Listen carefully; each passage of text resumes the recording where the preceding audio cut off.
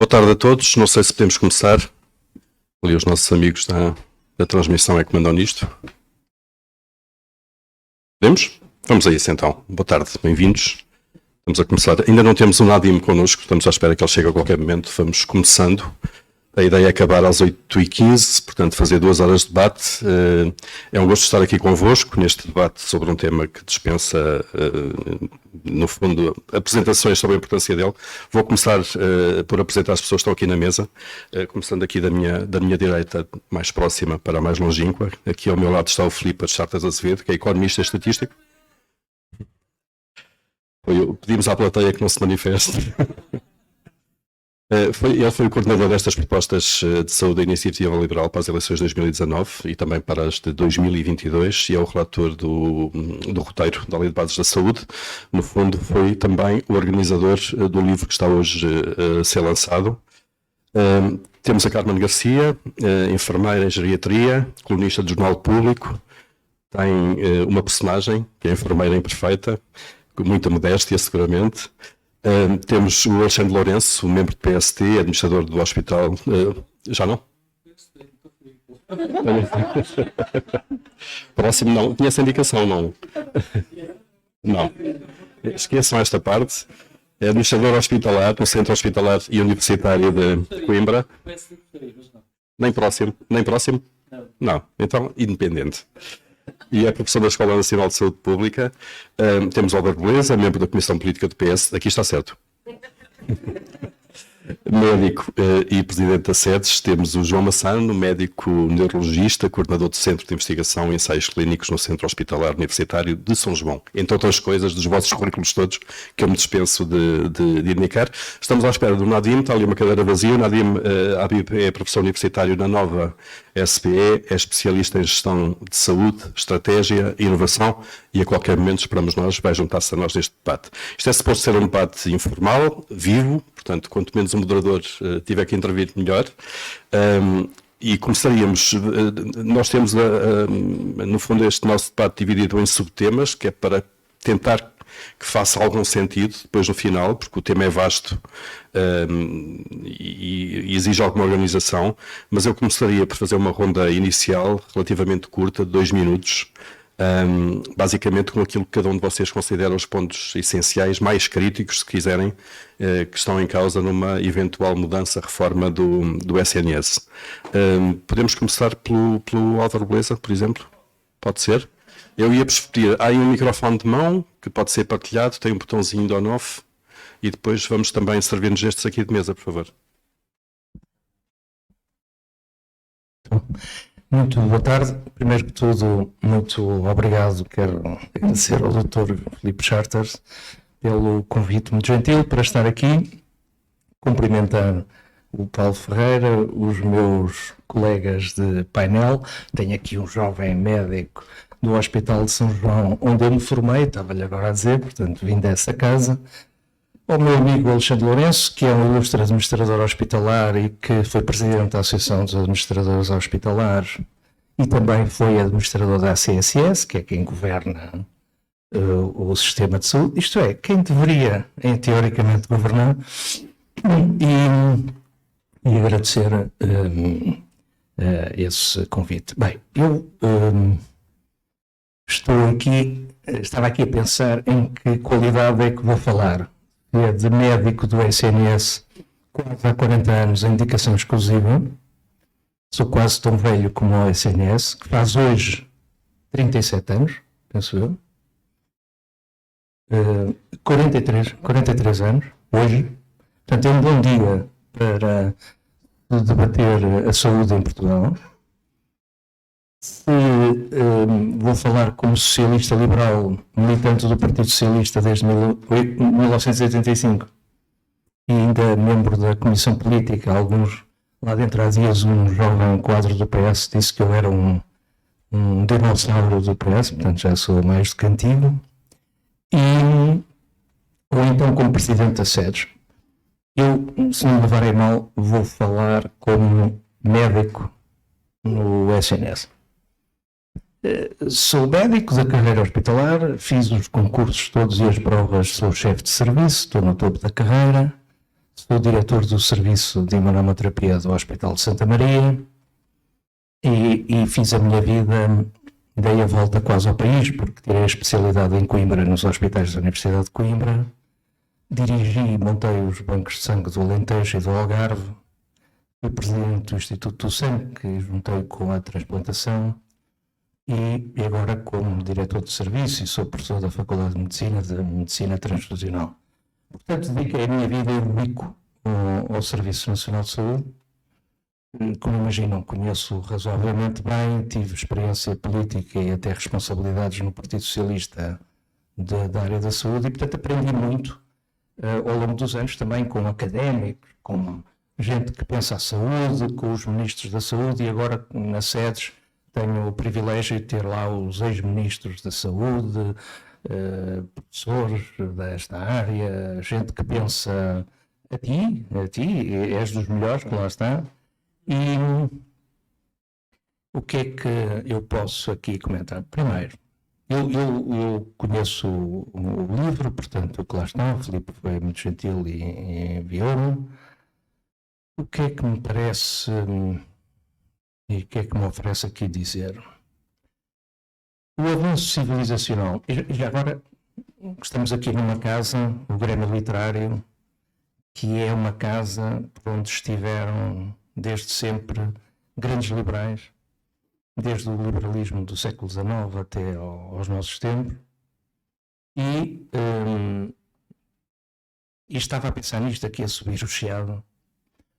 O SNS, o Serviço Nacional de Saúde, foi criado por um republicano laico e socialista, o António Arnaud, que eu tive o privilégio de ser amigo e íntimo, conhecê-lo bastante bem, e com uma ideia muito generosa e que eu acho que é um avanço civilizacional extraordinário, é quando um cidadão precisa de cuidados de saúde, tem acesso a cuidados de qualidade, seja ele rico, pobre, do interior da cidade, tem direito a serviços de saúde de qualidade e não lhe pedem a conta, nem tem nada que pagar na altura, só tem que ser tratado da melhor maneira possível, porque nós todos já pagamos os nossos impostos. E já agora toda a gente paga impostos, não é? Não é só os que pagam IRS, que são menos de metade dos portugueses, mas até o meu arrumador de rua, que eu conheço há 30 anos, quando bebe café paga IVA, portanto toda a gente paga impostos. E essa ideia generosa de que Lord Beveridge fez em Inglaterra é um avanço civilizacional extraordinário. Isto foi atingido antes, na Primeira República, também por grandes liberais. A escola pública foi criada por esses republicanos, que é a mesma ideia. O filho do rico e o filho do pobre têm direito ao mesmo professor de matemática e até antigamente na escola pública vestia-se da mesma maneira para não se perceber que um era rico e o outro era pobre. Isto é extraordinário, porque é dar à República, à nossa cidadania da República, a ideia de que somos todos iguais em direitos e deveres e que temos acesso aos bens básicos e mais importantes para sermos felizes, a educação, que nos permite ter um avanço profissional e ter uma vida que desejamos, e a saúde quando ela necessitamos.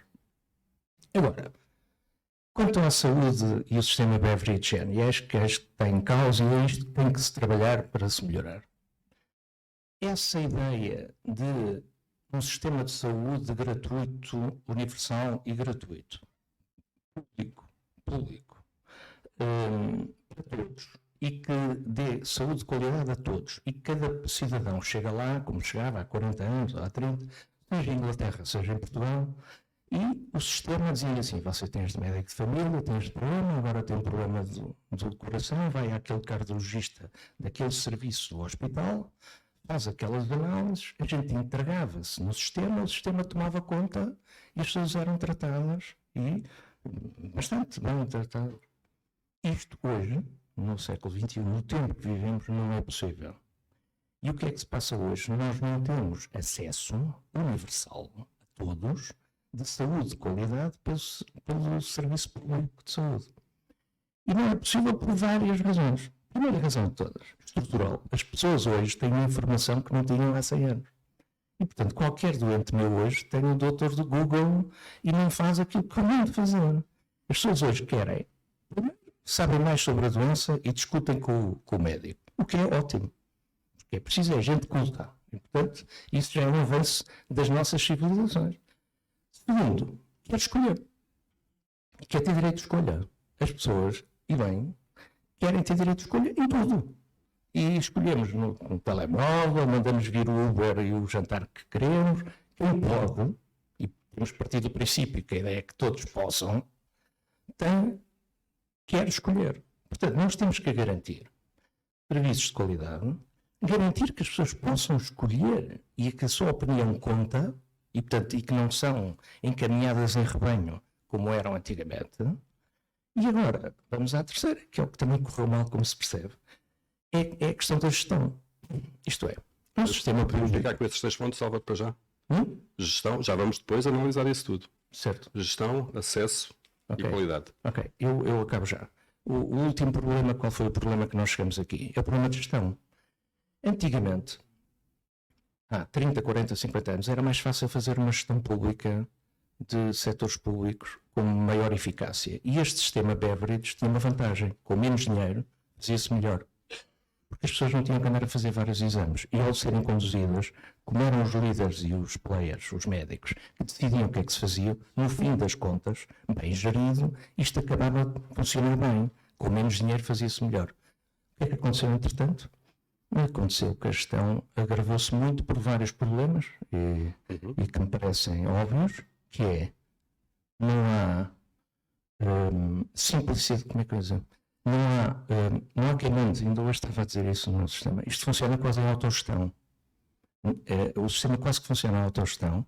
Não há uma direção executiva do sistema e não há achatamento entre o executivo e a base, porque se criaram camadas de burocratas, instituições em cima de instituições redundantes e está ingerível.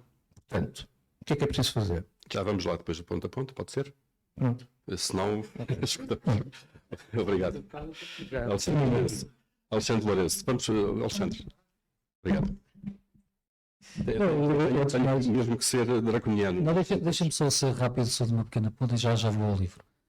É um pouco...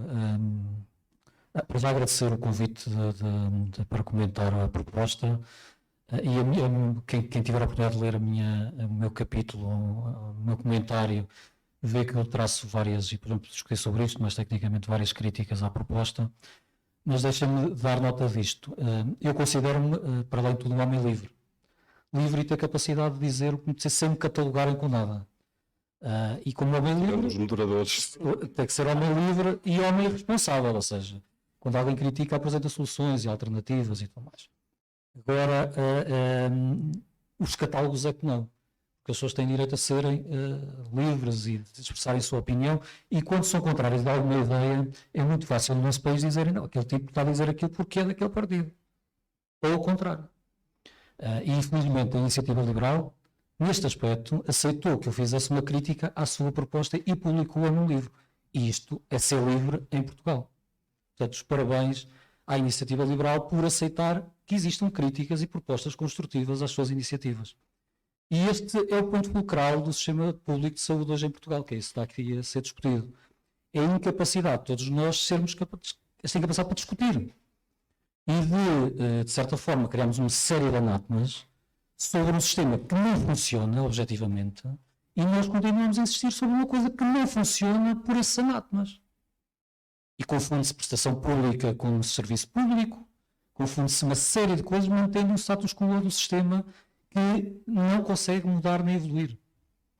E esta proposta, efetivamente, é uma lufada de ar fresco para dentro deste contexto. E hoje o que estamos aqui a fazer é discutir ideias para o sistema de saúde. E por mais radicais que sejam, que esta proposta não é minimamente radical, eu até creio que dentro do espaço político da Iniciativa Liberal havia aqui muito mais espaço de desenvolvimento, aliás tive a oportunidade de falar com o Filipe sobre isso, para ter propostas mais arrojadas do ponto de vista de político da Iniciativa Liberal. Creio que, nesses aspectos, é importante discutir isto de uma forma livre, é isso que nós temos de fazer aqui. A minha visão é uma visão muito mais técnica e aponto caminhos técnicos à proposta e do que é que eu acho que ela pode contribuir para melhorar a saúde dos portugueses. Porque, infelizmente, eu não quero, como homem livre, não quero melhorar o Serviço Nacional de Saúde. O Serviço Nacional de Saúde é um instrumento para melhorar a saúde dos portugueses. E muitas vezes nós confundimos isto. Achamos que temos de trabalhar para ter um Serviço Nacional de Saúde. Peço imensa desculpa. O Serviço Nacional de Saúde é o que é um instrumento. E o nosso objetivo é melhorar a saúde dos portugueses, na minha opinião, da forma mais equitativa possível. E é melhorar os níveis de saúde e distribuí-los de uma forma equitativa para a população. E infelizmente isso hoje não acontece. E continuar a insistir em algo que não permite melhorar a saúde das pessoas, antes pelo contrário. Porque a verdade é que os portugueses hoje, quando estão doentes, não encontram um serviço suficiente e têm que pagar do seu bolso, que é o maior problema que nós temos quando comparamos com os outros países, se permite este benchmarking internacional, é que os portugueses pagam do seu bolso para ter acesso a cuidados de saúde. Os que podem.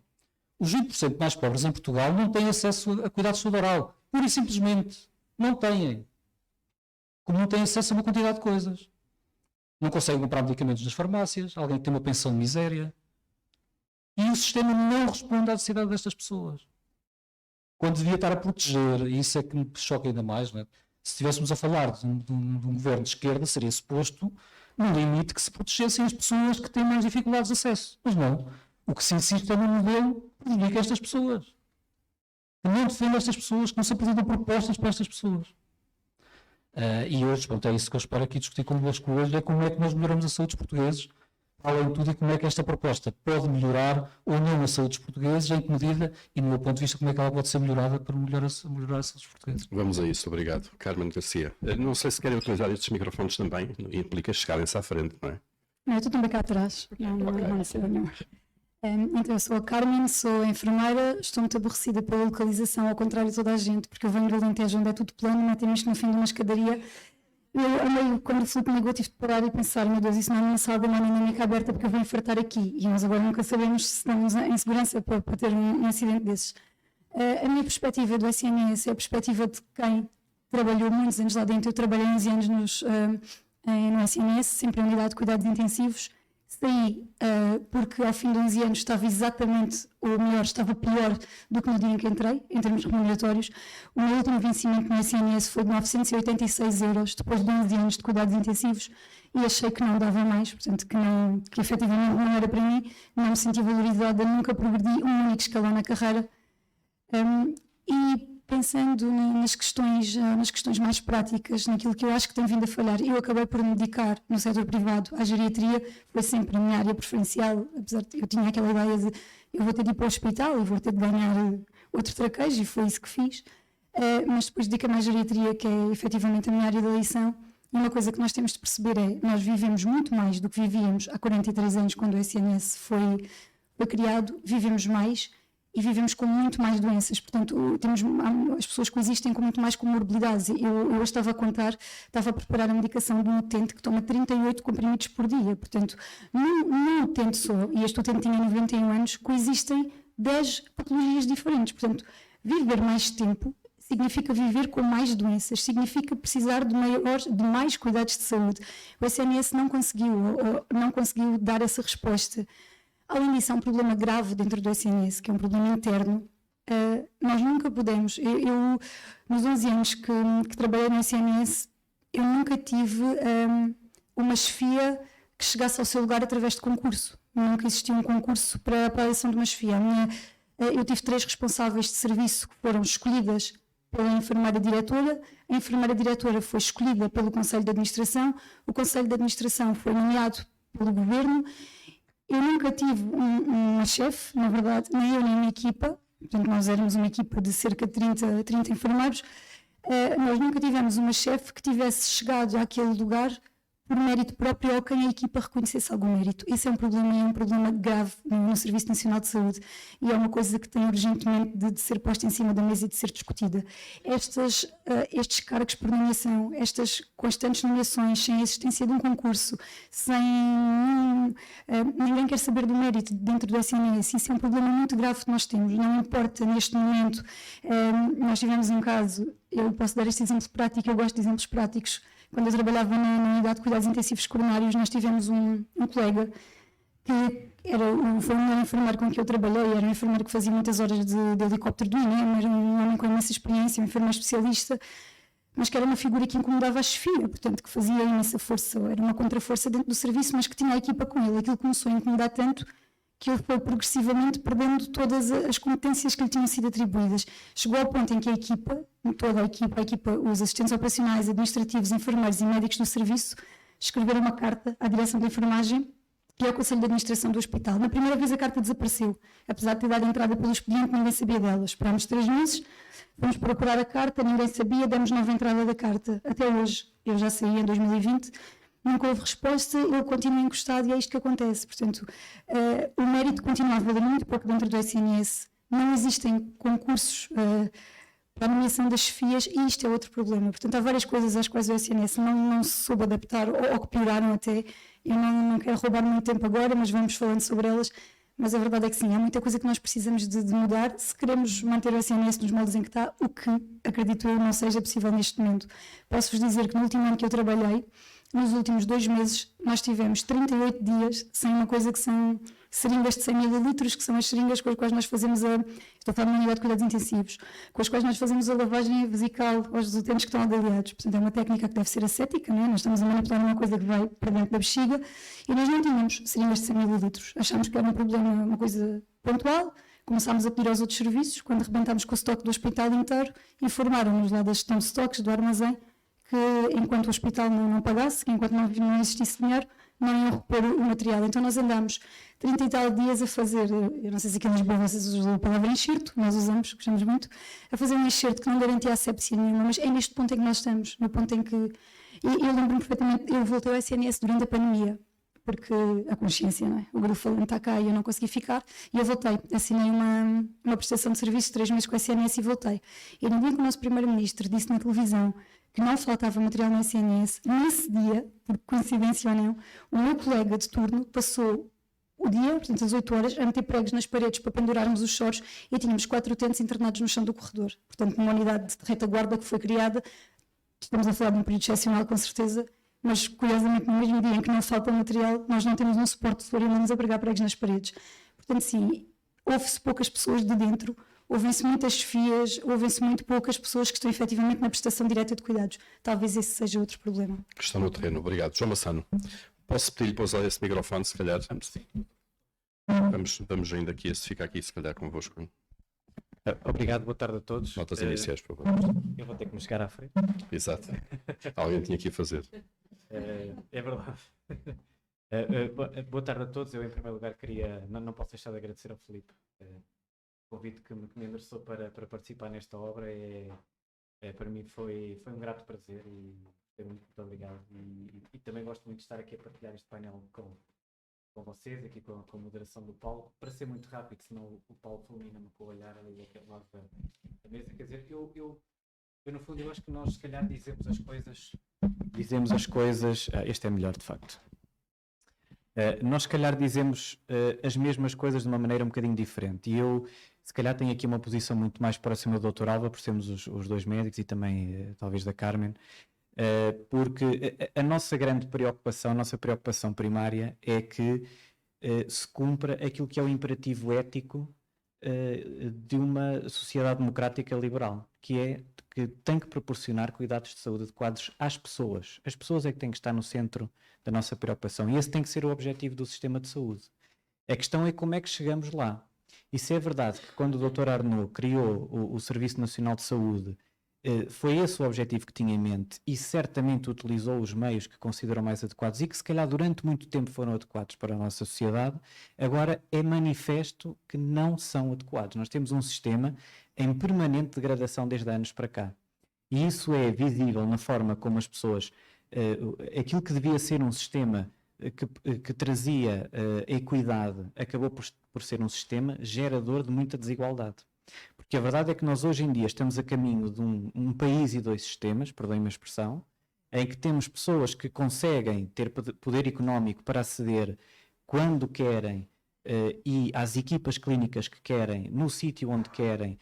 Muitas vezes hoje em dia nós até temos no sistema privado de saúde meios tecnológicos e agora já um fenómeno que nós não víamos desde há uns anos para cá, os profissionais mais bem preparados que foram captados pelas empresas prestadoras de cuidados de saúde privadas e, portanto, essas pessoas com poder económico conseguem aceder a esses sítios, a esses profissionais, a esses meios com tecnologia de ponta que o SNS não conseguiu acompanhar e que ficou reservado para as pessoas que não têm esse poder económico. Temos um país e 2 sistemas. E cada vez pior. Portanto, aquilo que nós temos que ter em mente é, se o objetivo é fornecer os mesmos cuidados a toda a gente, qual é o caminho para lá chegar. E esta proposta que a Iniciativa Liberal, eu digo no texto, que não sei se é a proposta ideal, não sei porque não sei, quer dizer, não tenho capacidade para o dizer, mas acho que é pelo menos um excelente ponto de partida para a discussão que nós estamos aqui a ter e que tem que ser alargada à nossa sociedade, que está preocupantemente, do meu ponto de vista, adormecida. Não há qualquer tipo de desassossego na nossa sociedade em relação a este ponto. E, portanto, eu tenho que louvar os autores e a Iniciativa Liberal por esta iniciativa, perdoem-me a redundância. É muito interessante que, lendo os 4 capítulos dos testemunhos, os 4 capítulos acabam mais ou menos da mesma maneira. Quer dizer, esta proposta até pode não ser a melhor, mas é um ponto de partida para a discussão, que é fundamental e é isso que nós temos que fazer neste momento. E, portanto, muito obrigado ao Filipe por conseguir gerar esta discussão. Muito obrigado, João. Obrigado a todos por esta ronda inicial. Filipe, então está na altura de começarmos a olhar para a proposta concreta, que no fundo é isso que nos traz aqui. Além das palavras iniciais que seguramente o Filipe já está a dever vai querer dizer, eu lançaria já um dos temas que temos, que é de facto o modelo institucional, autonomia ou centralização de gestão. Vamos agora, se calhar, vamos por aí, Filipe. Bem, eu primeiro queria dizer muito obrigado a todos por aqui estarem. Há aqui várias tendências democráticas e liberais e pessoas que têm que se comprometer com outras tendências, às vezes nem sempre é fácil e por isso queria dizer muito obrigado. Também queria agradecer à Carla Castro, por razões óbvias, mas sobretudo pela encomenda deste projeto na altura do ano passado e ter imposto um ritmo acelerado para nós terminarmos isto em tempo recorde para o programa das legislativas. E roubando uma frase por este painel, eu acho que nós pelo menos estamos aqui a tentar não fazer política apenas, mas fazer um bocadinho de história. Ou seja, tentar fazer alguma coisa que perdure. Respondendo ao modelo e à autonomia e à questão da centralização, acho que temos todos de acordo que um sistema de saúde existe porque nenhum de nós individualmente consegue suportar a doença quando ela acontece. É impossível de alguém suportar uma doença oncológica sem ir à falência financeira. Nós temos que resolver isso, é um avanço civilizacional. A questão toda é como é que ele se financia e como é que ele se paga. Durante algum tempo também tínhamos o desafio técnico, como é que ele se processa, mas atualmente o maior desafio acaba por ser de alguma forma financeiro. Como é que nós conseguimos fazer com que tudo isto se estruture num único sistema? E aquilo que nós sabemos, e essa é a minha área de trabalho, tem que haver mutualização de risco. Todos temos que pagar pelo mal que acontece a alguns. E se isso é mais ou menos generalizado, começamos depois a falhar do ponto de vista prático. Mas todos os SNS funcionam da seguinte maneira. Nós todos pagamos de acordo com as nossas possibilidades, por impostos ou por contribuições, pagamos a uma entidade, tipicamente o Estado, ou uma direção associada ao Estado, e o Estado paga aos profissionais, às farmacêuticas, a toda a gente que presta cuidados clínicos, a valores de mercado. Ou seja, todos nós pagamos o que se pode, o arrumador do Álvaro paga de acordo com o café e o IVA que paga, e nós devíamos, quem trabalha na área da saúde deveria receber a valores de mercado, mas já acabámos de ver que não é nada disso que acontece. Mas, ou seja, se este é um modelo óbvio e constante em todos os países europeus, porque é que nós chegamos aqui e como é que nós podemos resolver o problema da autonomia e da centralização? Eu acho que existe um pecado original do SNS, que foi dizer que ele nasceu com virtude e não nasceu com pragmatismo. E o que é que isto quer dizer? Há um artigo da Lei de Bases que vale a pena ler, eu o trouxe aqui, que diz mais ou menos o seguinte: a prestação de cuidados não sofre restrições, salvo as impostas pelo limite de recursos humanos, técnicos e financeiros disponíveis. Ora, como nunca ninguém sabe qual é o limite técnico e financeiro disponível, nós na prática podemos fazer tudo o que se quiser do SNS, porque na prática há sempre alguém que paga. É o mesmo desafio que nós temos com contas públicas. Eu tenho 44 anos, não me lembro das 2 primeiras vindas do FMI, mas lembro da terceira. E toda a gente sabe o que é que acontece quando não se desenha nenhum sistema e se gasta sem complexos. No final, tem-se pior serviço e as coisas estouram, vão à falência. E esse é o problema. Como é que o SNS resolveu este problema de virtude declarada? Resolveu-se com repressão da despesa. Foi dizendo que estava sempre tudo bem, mas nunca se transferia o dinheiro que era necessário. Não sei se repararam na última entrevista que o professor Correia de Campos deu no início de agosto ao DN.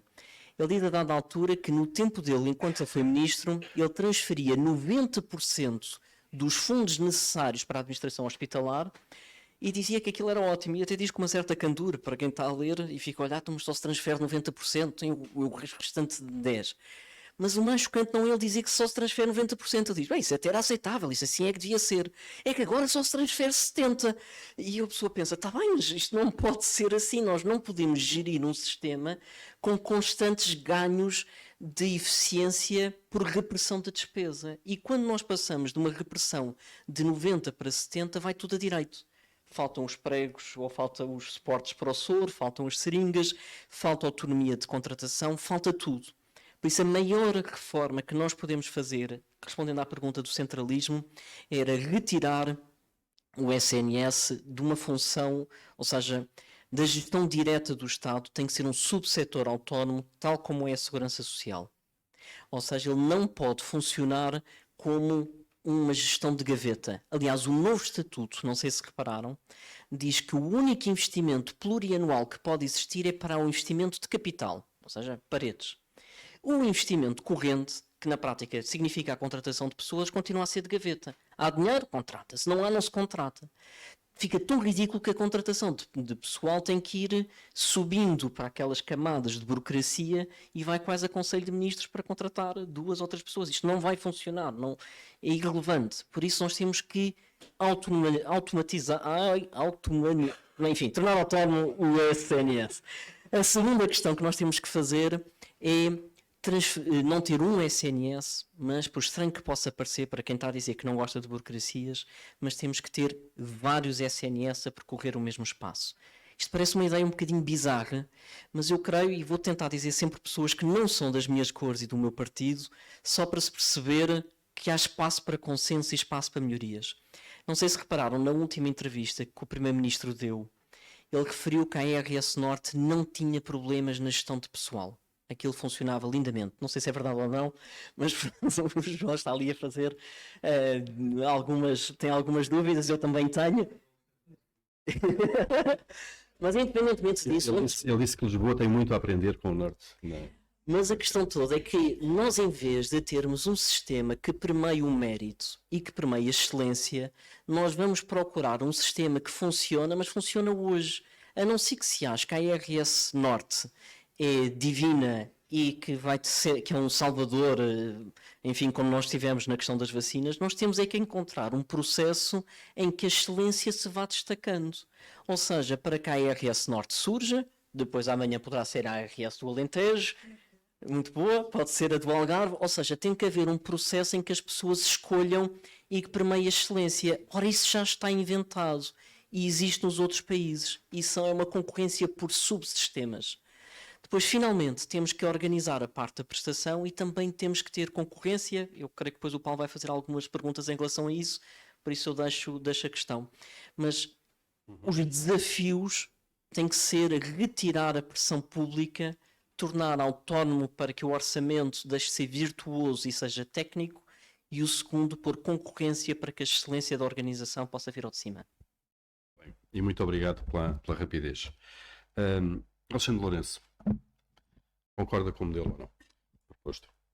Não concordo, mas não, e explico isso muito tecnicamente porque é que não concordo. Mas deixe-me só voltar à questão, que eu acho que a questão da descentralização é muito relevante, e depois ligo aqui à questão da proposta.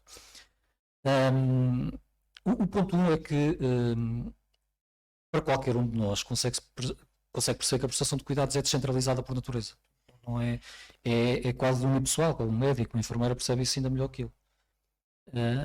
E não é passível de ser, de certa forma, descentralizada ou gerida centralmente. Quando nós percebemos que os sistemas e deixa-me voltar aqui um bocadinho atrás, eu nem concordo que o Serviço Nacional de Saúde está pior ou melhor do que o que estava há 20 anos. O que eu acho é que nós queremos outras coisas que não queríamos há 20 ou 30 anos.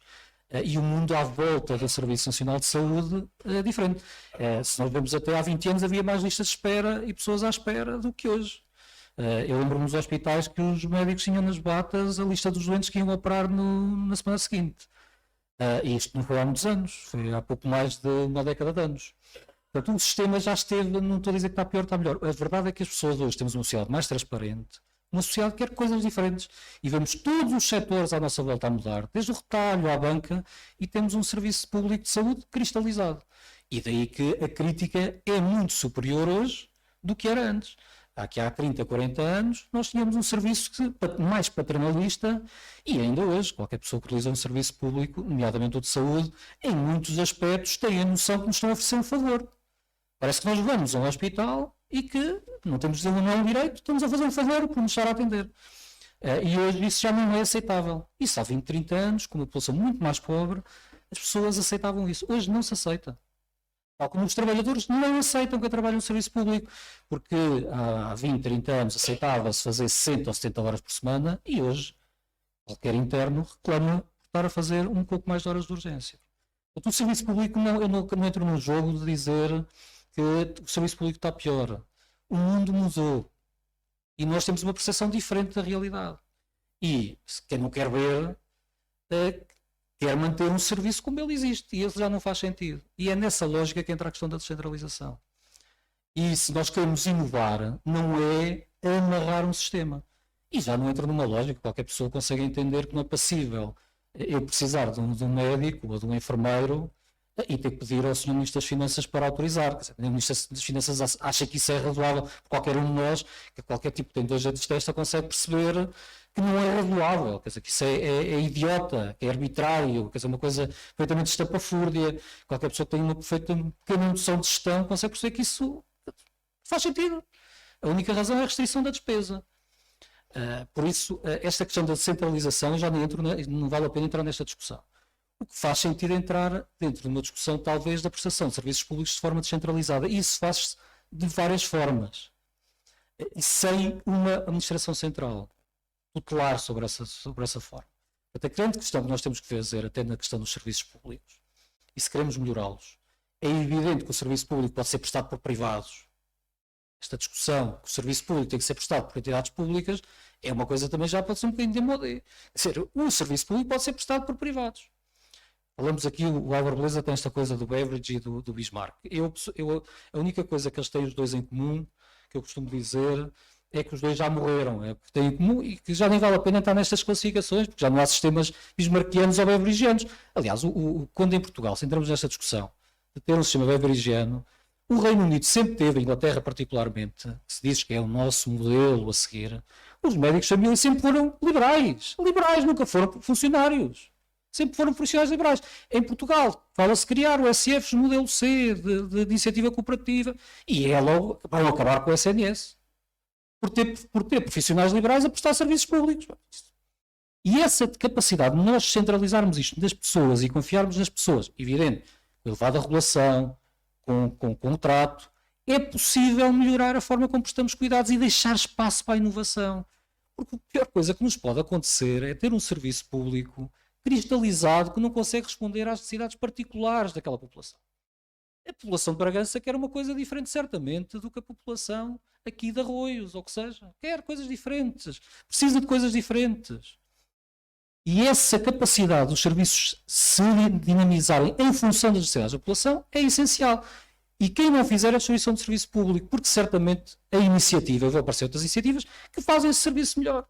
E nós estamos a ver isso por todo mundo nos sistemas de saúde. Cada vez mais aparecem terceiros prestadores, que já não são estes convencionais, já não são hospitais, não são centros de saúde. Estão a aparecer no mercado outros prestadores, e eu concordo aí com o João, é que não é só uma questão de termos dois modelos a funcionar. É nós criarmos um modelo completamente distópico, que os pobrezinhos utilizam este serviço público de saúde e quem tem meios vai começar a usar um Apple Watch, monitorizações digitais e consegue pagar a uma entidade qualquer que vai gerir a sua doença. Portanto, esta capacidade de nós descentralizarmos a decisão, na capacidade das instituições se ligarem às necessidades das populações e dar essa liberdade para elas atuar, sejam entidades públicas, sejam entidades privadas, é essencial. Portanto, e nesse aspecto, eu creio que há aqui outros aspectos depois de financiamento, centralização ou não, que é uma discussão que eu tenho já longa com o Filipe sobre a mutualização até do risco e tudo mais, mas não vale a pena entrar muito nisto. Mas eu creio que nós temos de fazer aqui este esforço de perceber, serviços públicos podem ser prestados por entidades privadas, serviços públicos têm que ser prestados de uma forma descentralizada e que exista espaço para as pessoas inovarem na prestação de cuidados para responder às necessidades individuais de cada um de nós. Muito obrigado. Álvaro Beleza, também a questão do modelo. E já agora desta a proposta de criação de um subsistema, como a Segurança Social, aliás, que tem uma conta própria e que não tem um orçamento próprio, tem receitas próprias defendidas por lei e não está ali metido no bolo do orçamento. Pois, eu acho que estamos aqui todos de acordo. Vamos ver, eu tentei pôr a coisa quando falei no início na questão dos valores e daquilo que é consensual no país e que acho que é bom manter. Os portugueses têm uma palavra que é o SNS, pode ser usada de duas maneiras, Serviço Nacional de Saúde ou Sistema Nacional de Saúde. Eu acho que temos que falar de Sistema Nacional de Saúde. E universal e para todos de qualidade. Eu acho que isso é consensual e deve-se manter. Agora, o que foi dito aqui é certo. Os tempos mudaram, o sistema não se adaptou. E, portanto, nós temos que garantir livre escolha às pessoas e temos que garantir que as finanças públicas não estouram, o país não vai à bancarrota. Esta, no fundo, é que é a quadratura do círculo. E o problema, na minha Avenida dos Lusíadas, é simples que vocês falaram. Eu estou no Santa Maria, onde podem ir todos os portugueses, todos. Ao lado tem os Lusíadas, o maior hospital do grupo Lusíadas, onde só vão metade dos portugueses que têm seguro ou DSE, funcionários públicos ou os outros que têm seguro, ou quem tiver dinheiro para pagar. E no fim da avenida, o Hospital da Luz, o maior hospital privado português, onde também só vão metade dos portugueses. O meu arrumador só pode ir ao Santa Maria.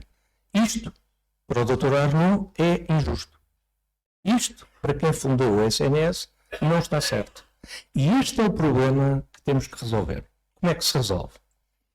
Coisas simples. Não é? Eu, como sou pragmático e quando tive funções no Partido Socialista, defendi isso. Fui eu que introduzi no programa do PS a livre escolha dentro do SNS. Um pequeno passo, mas que é um grande passo, que é as pessoas poderem escolher se vão a Santa Maria, aqui em Lisboa, ou São José, onde é que querem ir. Mas há outra. O financiamento tem que acompanhar o utente. É que o financiamento não acompanha o utente. Nós temos que pôr nos serviços também concorrência e meritocracia. Exemplo, no Hospital da Luz, os senhores doutores que não operam bem ou que trabalham pouco, não têm doentes, não têm clientes, vão-se embora e escolhem outros melhores e que tenham pessoas.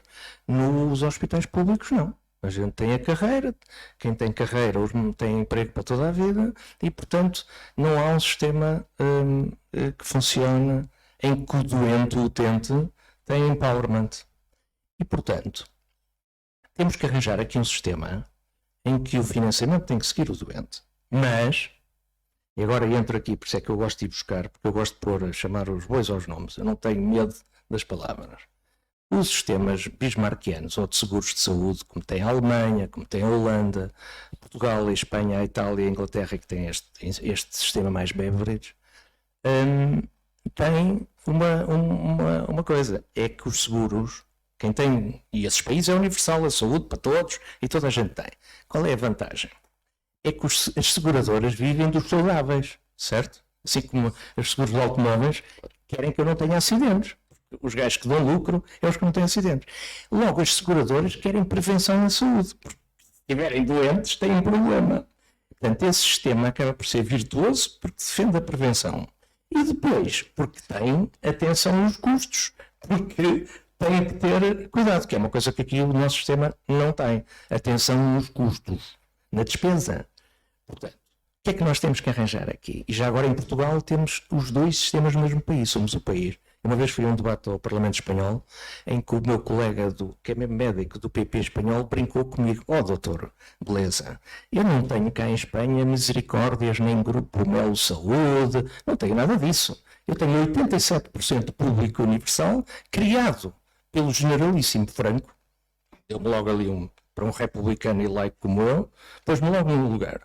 E não tenho essa coisa. Você não, você tem metade bismarckiano, metade Beveridge. Portanto, isso é muito complicado. O que é que nós temos que arranjar aqui uma solução? É de gerir todo o sistema de saúde, aproveitar o que temos. Não vamos fazer revoluções, não acreditamos aqui em revoluções, somos reformistas, somos gradualistas. Arranjar aqui soluções que, passo a passo, com pequenos passos, vão melhorando o sistema. E esta questão é fundamental. Concorrência no sistema, financiamento de seguir o doente, autonomia com responsabilização. Claro que autonomia sim, mas se eu dou autonomia aos hospitais públicos, vamos à bancarrota em 2 anos. Em meio ano. Não pode ser. Portanto, tem que haver autonomia. Não é preciso, já está. Pronto. Mas tem que haver autonomia com responsabilização, contratualização. O modelo das PPPs funciona muito bem. Mas isso devia ser generalizado. Não é só para novos hospitais. É para os que existem. Se aquilo funcionou tão bem, em alguns, e estava tudo satisfeito. Tudo. Profissionais, utentes, até o presidente da Câmara, de uma Câmara comunista aqui em Lourdes, estava satisfeito. Vila Franca. Portanto, exatamente. E, portanto, nós temos é que encontrar aqui soluções baseadas na evidência e com as pessoas que sabem aqui, como o Alexandre. Nós temos gente que sabe muito disto em Portugal. Temos grandes administradores, temos grandes, eu estou a ver aqui alguns, ali atrás um amigo meu, grandes académicos, temos uma escola de saúde, nós temos gente que sabe disto. Agora, o caminho tem que ser este. E este livro e esta proposta da Iniciativa Liberal é muito bem-vinda. Portugal, e eu ando a dizer isto, me imaginam a muito custo e com muita frustração, e agora quero saudar, porque há aqui muita gente nova, ainda bem, que Portugal é muito iliberal desde o Dr. Salazar, não é de agora. Temos uma direita e uma esquerda muito do Estado, muito iliberais.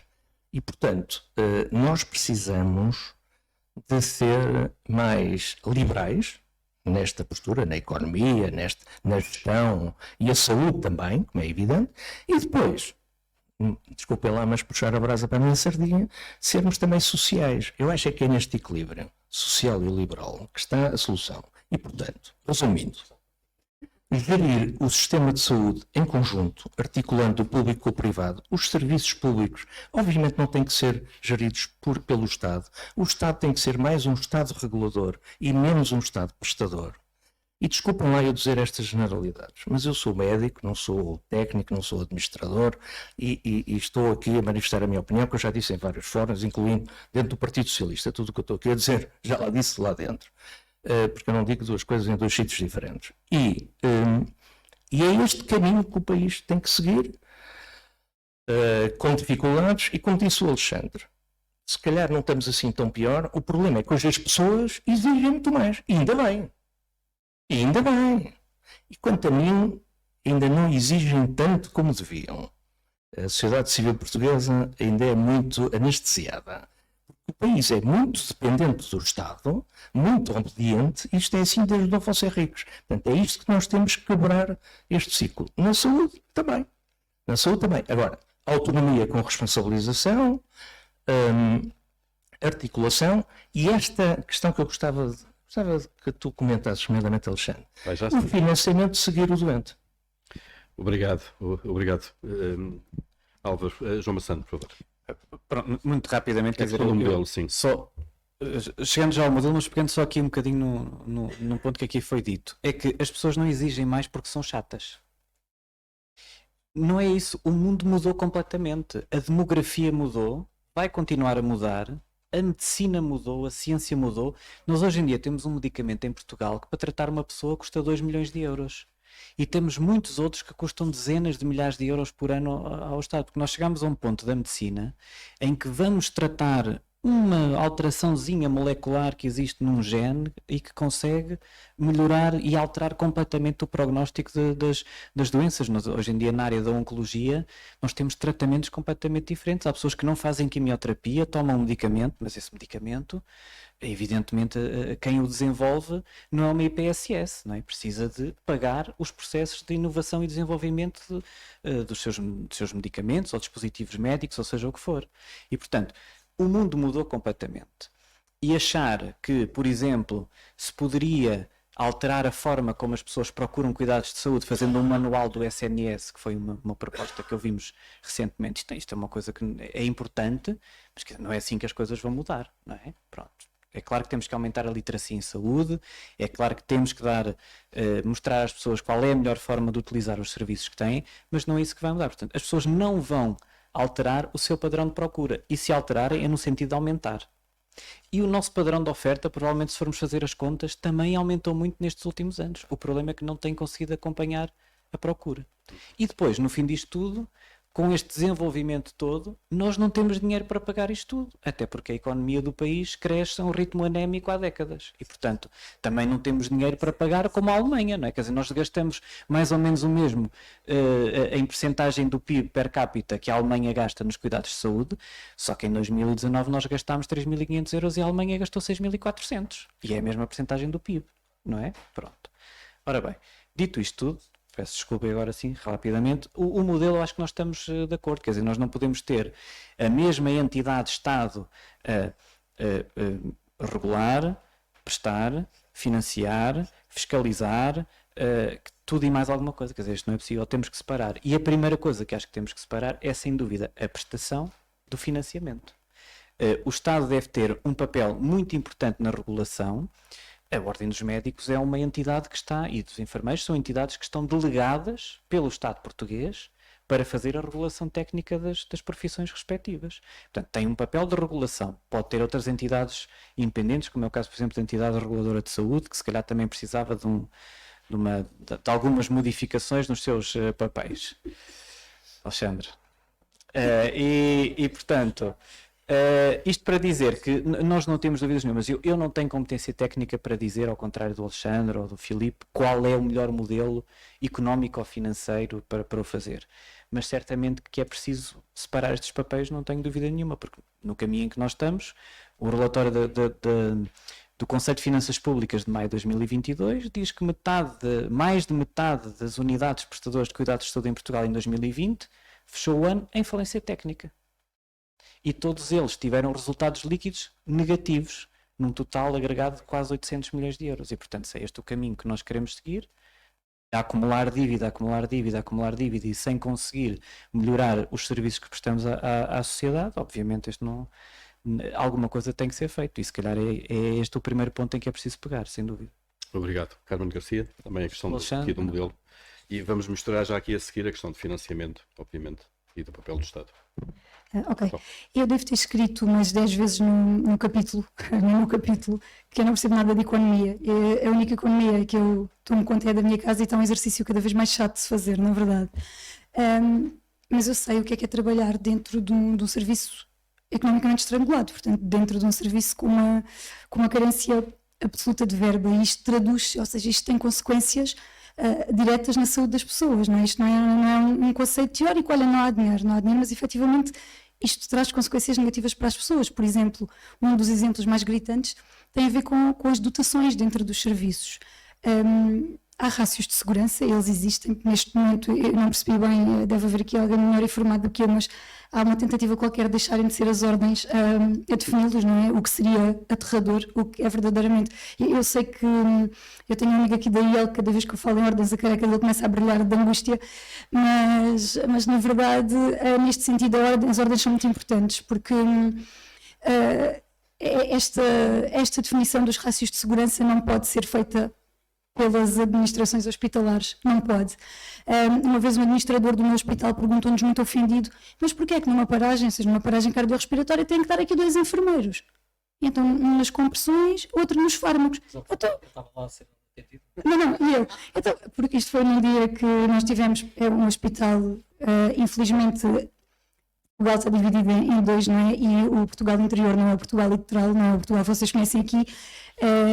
Um hospital onde eu trabalhava é, teoricamente, ou na teoria, um hospital central, é o Hospital Central do Alentejo, o Hospital de Évora, na verdade é um hospital distrital, tem mais umas quantas valências, entretanto detonaram completamente os hospitais de Beja e Porto Alegre, convergem para Évora, mas nós ainda convergimos muito para Lisboa. E um dia em que tivemos que vir transferir 2 doentes de urgência, porque nessa altura a nossa hemodinâmica ainda não tínhamos a hemodinâmica 24 horas, tivemos de trazer 2 doentes e ficámos reduzidos num serviço com 18 internados de enfermaria e 6 em cuidados intensivos, ficámos reduzidos a 2 enfermeiros. Então ligámos para a administração a dizer que não íamos buscar enfermeiros, nem que fosse de Barra, São Pedro do Corval. E o administrador disse, mas porquê? E nós, olha, imagina que há uma paragem. Então, isso há uma paragem, tem que estar aí 2 porquê? E nós, então, tem que estar um nas compressões, outro nos fármacos. Então, o que está nas compressões não pode. Portanto, nós estamos no nível de falta de admissão. E a verdade é que eu acho que será desastroso no dia em que forem as administrações a definir os rácios de segurança nos serviços. Estes rácios têm de ser definidos por entidades independentes e esta falta de verbas crónicas, esta falta de financiamento crónico em que nós vivemos, provoca muito isto. Há um enfermeiro em vários serviços de medicina, numa manhã, um enfermeiro chega a ter a seu cargo 12 doentes. Portanto, isto é, eu não sei se as pessoas que estão aqui sentadas têm noção da enormidade que isto é, mas muitas vezes nós numa manhã, num turno de 8 horas, temos 70 horas de cuidados atribuídas. Portanto, isto é uma aberração, não é possível, há alguma coisa que fica por fazer.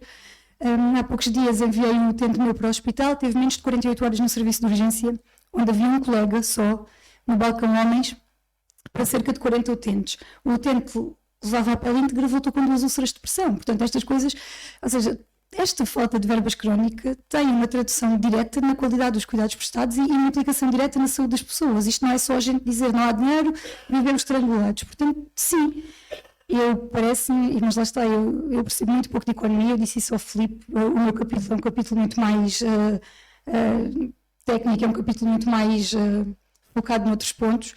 Eu também não sei se esta proposta é a melhor. Há pontos nesta proposta que o Filipe sabe que me assustam, por exemplo, a questão dos medicamentos órfãos que o João falou.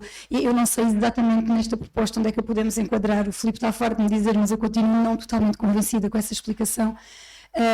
Mas há algumas coisas que me assustam, coisas mais concretas, mais práticas. Ainda assim, parece-me que começa a ser, ou seja, é realmente emergente nós separarmos aqui as águas. E sim, parece-me a mim, se calhar um bocadinho pelo senso comum, ou pelo menos por ser uma coisa diferente daquela que vivi, parece-me importante que o Serviço Nacional de Saúde se financie a si próprio, que tenha um financiamento autónomo, que se consiga financiar, porque esta coisa, como nós estamos neste momento, chegar a outubro e começarmos com faltas de material, não faz mais sentido. O SNS é mal gerido neste momento e eu parece-me que sim, que não acho que seja de todo. Aliás, por tudo o que eu li e fui lendo, eu tenho uma irmã médica, que é uma irmã cirurgiã, que foi para a Itália, curiosamente veio agora fazer uma especialização em Portugal à Fundação Chapalimau. Ela está dedicada ao câncer da mama, só faz câncer da mama, não vai voltar. Portanto, é mais uma das que nós mandamos para fora e que não retorna, está perdida. Como nós dizemos em casa, esta já a perdemos. Mas eu tenho muita noção que nós aqui, e Itália se calhar é o único serviço nacional, é o único país com serviço nacional de saúde que funciona mais ou menos bem, que é um bocadinho diferente. Não, eu por acaso, ela está na zona de Trieste, se calhar também tenho uma ideia muito inquinada, ali no norte. Tenho uma ideia inquinada. São 2 países, 2 É isso, ali no norte está muito protegido. Qual? O Serviço Nacional de Saúde italiano. Eu por acaso, pronto, não tenho exatamente essa noção. Participem à vontade com esse microfone, não sacanhem a... Eu acho que disto tudo o mais interessante é que a Carmen acabou de dizer, é que houve alguém que saiu de Portugal para ir para a Itália e quando veio fazer uma especialização em Portugal não veio ao SNS. Depois não veio ao privado. Veio ao privado e aquilo é uma coisa... E a Fundação Chapalimau, ela viu-se e desejou-se para conseguir uma vaga aqui. Portanto, aquilo é uma coisa tipo... Eu agora só para voltar aqui, e dando já a carta ao Paulo por causa da questão do financiamento. Eu vi aqui muita coisa sobre financiamento. Nós estamos a gastar 13 mil milhões de euros de nossos impostos para pagar esse sistema. E um sistema que não funciona. Eu sinceramente, costumo dizer se isto é suficiente. Se é insuficiente, costumo dizer que é insuficiente. Porque a mim parece-me que é muito dinheiro para o resultado que está a ser atingido. Porque a questão, não é mudando a fórmula de financiamento do sistema que nós vamos resolver o problema da restrição financeira. Nós certamente temos que ajustar, O absurdo é nós desperdiçarmos recursos que estamos a utilizar. Mas não tiraríamos a corda do Ministério das Finanças do nosso pescoço? Pelo menos se tivéssemos nos livrávamos pelo menos dessa Esse é um pensamento mágico, quando os Ministérios das Finanças deixaram de olhar para as finanças públicas. Quer dizer, eu como contribuinte, também quero que o Ministério das Finanças olhe para as contas públicas. O que eu não quero... Se nós não devemos ter um SNS, é como ter o déficit de 3%. Sim, mas deixa-me... Ter o facto de ter o déficit controlado a 3% não nos tira a liberdade. Ou bem, a gente melhor. A questão é que se nós não temos nenhum critério para gastar, o que na prática acaba por acontecer, a expressão é esta, é a parte da vilaragem. É porque na prática, quando nós dizemos que o déficit é em 3, nós já sabemos que vamos gastar 4. Não é verdade. Na minha geração, Sinceramente, tendo um sistema comunista, tu podes ter boa gestão de finanças públicas e mais gestão. Tu estás a ter atualmente mais não, das finanças estou a públicas. tentar dizer que nós temos que ter os incentivos têm que estar... Claro, mas então estou a dizer que os incentivos... O que eu quero dizer com isto é que os 13 mil milhões de euros, o que a Carmen está a dizer é que sentiste na pele de, seja em qualquer circunstância, ser uma restrição financeira, não é por alterarmos um modelo de financiamento do sistema, de financiamento, estou a dizer, angariação de receita. Tivemos a resolver o problema de financiamento do sistema, porque eu até posso alterá-lo agora e começar a ter um seguro, transformar isto num seguro de contribuições específicas, e o problema da gestão toda continua igual. Pronto. Mas eu não estou discordado contigo, só quero dizer é chamar a atenção para um problema sobre essa questão. E sinceramente, acho que os 13 mil milhões de euros, e essa é que é a grande questão, que nós estamos a gastar atualmente em serviços, em financiamento público, direto, é manifestamente mal utilizado. E quem contribui para isso, e isso é que me parece o busilis disto, é o Ministério das Finanças. Porque, pequenos exemplos, só para terem a noção disto. Uma é que eu tenho meios de produção num hospital e eles estão parados porque me falta um assistente operacional que custa qualquer coisa como nem chega a 10 mil euros ano, e tenho um bloco operatório parado e estou a desperdiçar meios. O Ministério das Finanças só vai autorizar quando se lembrar. Eu imagino que eles atiram lá os pedidos de contratação ao ar e há uns caem na mesa e são autorizados. Os outros não sei, porque não há razão nenhuma. Aliás, não sei se recorda quando o Ministério das Finanças andava a analisar se era necessário fazer o Joãozinho ou não. Eu imagino um técnico do Ministério das Finanças, um amigo meu, qualquer da Direção-Geral do Orçamento, para fazer análises de necessidades dos hospitais. Eu imagino que ele tenha muita competência para isso, talvez não. Mas mais do que isso, e isso é que é o idiota. Estamos a falar aqui dos medicamentos órfãos e tudo mais. A indústria farmacêutica, eu estou a ver aqui algumas pessoas da indústria farmacêutica, que aplica preços ao Serviço Nacional de Saúde por uma razão simples, porque tem incerteza de pagamento. Incerteza de pagamento vale, e que isso tem custo financeiro. Toda a indústria farmacêutica de multinacionais em Portugal está a vender a dívida pública a entidades financeiras, e isso tem um custo. E o que é que eles fazem? Naturalmente, aplicam preços mais elevados para custear esse custo. E eu estou a alimentar isto. E toda a gente sabe, mas alimentamos isto. Daqueles 13 mil milhões, em medicamento nós estamos a falar, aliás, já estamos assustadoramente, em crescimentos absurdos, a 2 dígitos, nos 2 últimos anos, descontrole total na questão do medicamento em Portugal. Que não é de falta de medicamentos, é descontrolo. É descontrolo. E com crescimentos desta ordem, sem qualquer controle, e estamos a pagar isto mais 15 ou 20% sobre o valor real do medicamento. Quando eu podia... Reparem, imaginem que até tinha um sistema de tesouraria centralizada, imaginem que até teria... Certamente até facilitava e baixava imediatamente 15 ou 20% dos custos de medicamentos como outros materiais. O que eu quero dizer com isto, só para a questão do financiamento, e depois eu já vamos discutir, eu e o Filipe, aqui as outras questões aqui do financiamento. A questão é, do dinheiro que eu estou a colocar, ele está a ser bem utilizado? Atingir bons resultados? Não, e eu tenho que estar insatisfeito com isso. Isso é uma questão de E então, é uma questão de gestão de organização, o que for, e vamos fazer essa questão. Só para finalizar na questão do financiamento, por causa da questão do Álvaro. Quando eu digo que não há sistemas bismarquianos ou beberigianos, é por uma razão simples, é que os sistemas beberigianos, de base, sempre contaram com as contribuições do trabalho. Hoje em dia, isso não acontece. Estamos a falar essencialmente do imposto geral consignado, porque vai a todos os rendimentos. No modelo francês, mais 50% da receita das mútuas francesas é feita com base em impostos gerais, sobre o rendimento. Não estamos a tratar só de rendimentos de trabalho. O Bismarck, quando o modelo bismarquiano é um modelo de base de taxação sobre os rendimentos do trabalho. Todos os modelos evoluíram para taxação do rendimento. O que em Portugal podia ser feito só por um imposto consignado para a saúde. E não avançar, por exemplo, sobre o rendimento geral. Aliás, que eu até achava, repare, O modelo Beveridge, e só uma coisa. Vou dar aqui uma aula sobre o Beveridge só avançou para a taxação geral por uma razão simples. Estava no pós-guerra e teve medo que uma taxação sobre o trabalho fosse criar problemas sobre a criação de emprego. Foi a única razão. E avançou para impostos gerais, porque na altura gastava 2 a 3% do PIB britânico. E foi só a única razão técnica. É ler o relatório Beveridge, e convido todos a ler, que é um relatório muito interessante. E a única razão para se avançar para impostos gerais é porque Esse receio. tinha medo de isso afetar o crescimento do mercado de trabalho. Obrigado. Então, Filipe, vamos a isto. Então, Finalmente. Luís, então, Bismarck, Beveridge estão mortos. Mas tem uma vantagem, os modelos são como os bons mapas. Nós simplificamos o acessório e conseguimos ver o essencial. Nós vamos de metro e aquilo nunca representa a realidade, mas ajuda-nos a ver conceitos.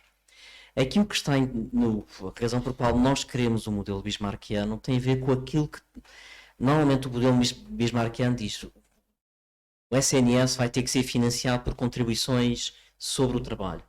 Mas mais importante do que isso, ele passa a ter uma regra de sustentabilidade. No caso, ser financiado com base no trabalho, é que as despesas só podem crescer se o salário crescer. O que nós propomos neste livro é: as despesas do SNS só podem crescer ou de acordo com a massa salarial ou com impostos consignados, mas está consignado. E isso é uma enorme vantagem, e isso é uma vantagem bismarckiana que hoje não existe. Exato, mas eu sei que nós concordamos. Isso é um modelo- Eu não concordo que seja sobre os impostos de trabalho. Tá que é o bem, trabalho tá bem. Muito bem, o que interessa é que tem que haver consignação. consignado pode ser feito. Se não houver essa consignação, nós tivemos um relatório de sustentabilidade em 2007, tivemos outro relatório de sustentabilidade em 2011 ou 12 e tivemos outro já com a geringonça. Estamos sempre a ter relatórios de sustentabilidade porque aquilo não é sustentável. E por isso a única forma de ser sustentável tem que haver previsibilidade nas receitas. E a previsibilidade das receitas consegue só consignação, estamos de acordo nesse aspecto, ou por uma contribuição. O que eu quero é que haja previsibilidade na receita. Sem isso não há planeamento. Gestão, pelo menos aquilo que a definição que me obrigavam a decorar na escola, é planear, organizar, dirigir e controlar. Como é que eu planeio se eu não sei qual é o dinheiro que vou ter? Se na prática tenho um estatuto... Começar a ver isso numa reunião aqui de outro partido aqui ao lado. A outra questão toda que tem a ver, e esta vai mais contigo, Alexandre. Se eu olhar para os mapas da ACSS, eles têm lá uma expressão muito engraçada: é orçamento inicial e orçamento final. Não, vai lá, deixa-me ficar. Esses mapas dizem lá orçamento inicial e orçamento final. Até ao último dia de execução orçamental, nós chamamos aos mapas que financiam o SNS orçamento. O orçamento só fecha no dia 31 de dezembro, porque é o orçamento inicial e o orçamento final. Ora, não, qualquer pessoa que sabe de gestão há um orçamento e depois há execução, nós chamamos orçamento até ao fim. Por isso nunca ninguém consegue saber quanto é que aquilo vai custar. Eu concordo contigo, 13 mil milhões é uma pipa de massa. O que eu quero é pipa de massa, está resolvido, até pode ser pipa de massa mais 1% do PIB, ótimo. Mas eu não tenho seringas. E aquela questão que nós temos que definir é como é que a despesa vai começar a partir deste momento a crescer. E fica ligado ao PIB ou à massa salarial. A despesa ou a receita? A receita, e nesse sentido a despesa, porque não é suposto o SNS dar. A questão das seringas e tudo mais tem a ver com um desafio que o Álvaro falou, que tem a ver com a contratualização. Cada uma das unidades hospitalares tem que ficar definido como é que ela se vai financiar e qual é o modelo de gestão. E é por isso que a questão dos subsistemas e da questão das redes é muito importante. E há pouco falávamos todos que o mundo mudou. A maternidade Alfredo da Costa está lá há 100 anos, 50 anos, com a sua estrutura atual, mas Lisboa perdeu 50% da sua população. A maternidade Alfredo da Costa, goste ou não se goste dela, vai ter de fechar. E como não há ninguém que tenha capacidade de fazer essa decisão, vamos dar poder ao O utente. tribunal é que impediu essa decisão. Certo, Portanto, bem, eu não sou disso. mas nós temos que dar poder ao utente. E como é que isso se faz? Se houver uma contratualização de serviço, ou como o Álvaro referiu, que também está na proposta, o dinheiro seguir o utente, a partir do momento que os utentes deixem de ir para a maternidade fechou. E naturalmente, sem problemas, sem planeamento central. E essa talvez seja a questão mais relevante. É que nós temos a desenhar um sistema de saúde e o que está em cima da mesa, com o novo estatuto, com a nova lei de bases, e eu sei que somos todos liberais, tendências diferentes, não há problema em relação a isso, por isso eu posso dizer isto abertamente. Se eu não disser aqui, não há mais nenhum sítio do país em que eu possa dizer o que estou a dizer. Se nós não tivermos um sistema em que damos força, em que a excelência se destaque e que o utente fique no centro da decisão, e como é que ele vai fazer isso? Com a economia de mercado, o financiamento segue o utente, nós nunca vamos conseguir gerir. Porque na prática a maternidade nasce ali, morre ali, daqui a 1000 anos está ali, porque nunca ninguém pode fechar. Ela vai ter que acompanhar os utentes e isso faz-se com contratualização, que é uma área que eu sei que, Alexandre, tu privilegias bastante. E o que nós estamos a tentar fazer nesta lei de bases, e é um desafio que nós tivemos com os autores todos, não é fornecer medidas concretas. Eu não sou especialista. Se me perguntarem se o problema está nas seringas ou se temos que organizar, eu não faço a mínima ideia, nem me perguntem, porque eu não sei. Aliás, eu até posso confidenciar que aqui disse ao Paulo, quando for a parte de formação e de perguntas concretas, passo aos outros, porque eu não sei. E não me interessa saber. O que me interessa saber é ter um processo em que eu garanta que o financiamento lá chega, que a excelência da gestão lá está. E o resto, a ARS do Norte está a funcionar. Ótimo, as outras copiem. Agora, estamos aqui a tentar desenhar se vamos ter que ir um bocadinho mais para a esquerda, se vamos ter que ir um bocadinho mais para a direita, se faltam seringas. O debate não é por uma lei de bases, é o Conselho de Administração da ACSS que vai ter que falar com o diretor executivo do SNS, que vai ter que falar com as ARS, porque é um monstro com 3 cabeças. Eles lá vão ter que se entender, mas não é para aqui, porque não se conseguirá ter. Obrigado, João. É que isto liga também com outro aspecto, que é o aspecto da concorrência. Da concorrência na excelência assistencial. Porque tem que haver uma articulação muito grande da estrutura de gestão das unidades com a competência técnica dos profissionais que lá trabalham. Portanto, se as equipas clínicas começarem a competir mostrando que são os melhores, também vão conseguir captar mais financiamento. E com isso as unidades de saúde também vão conseguir desenvolver-se mais, a desenvolver estruturas de inovação, melhorar o seu desempenho, a sua performance. Portanto, tudo isto também é importante desse ponto de vista. Portanto, nós não queremos, acho eu, que não queremos uma seara toda ceifada da mesma maneira. Nós queremos é que as espigas comecem a crescer cada vez mais, cada uma por si. Álvaro? Pois, eu acho que a questão é mais meritocracia no sistema, na organização do sistema. As carreiras têm que ser alteradas. O sistema é muito rígido e tem 2 tipos de pessoas ainda por cima hoje. Tem pessoas que estão na carreira, por exemplo, os médicos, na carreira médica antiga, e outros que têm os contratos individuais de trabalho.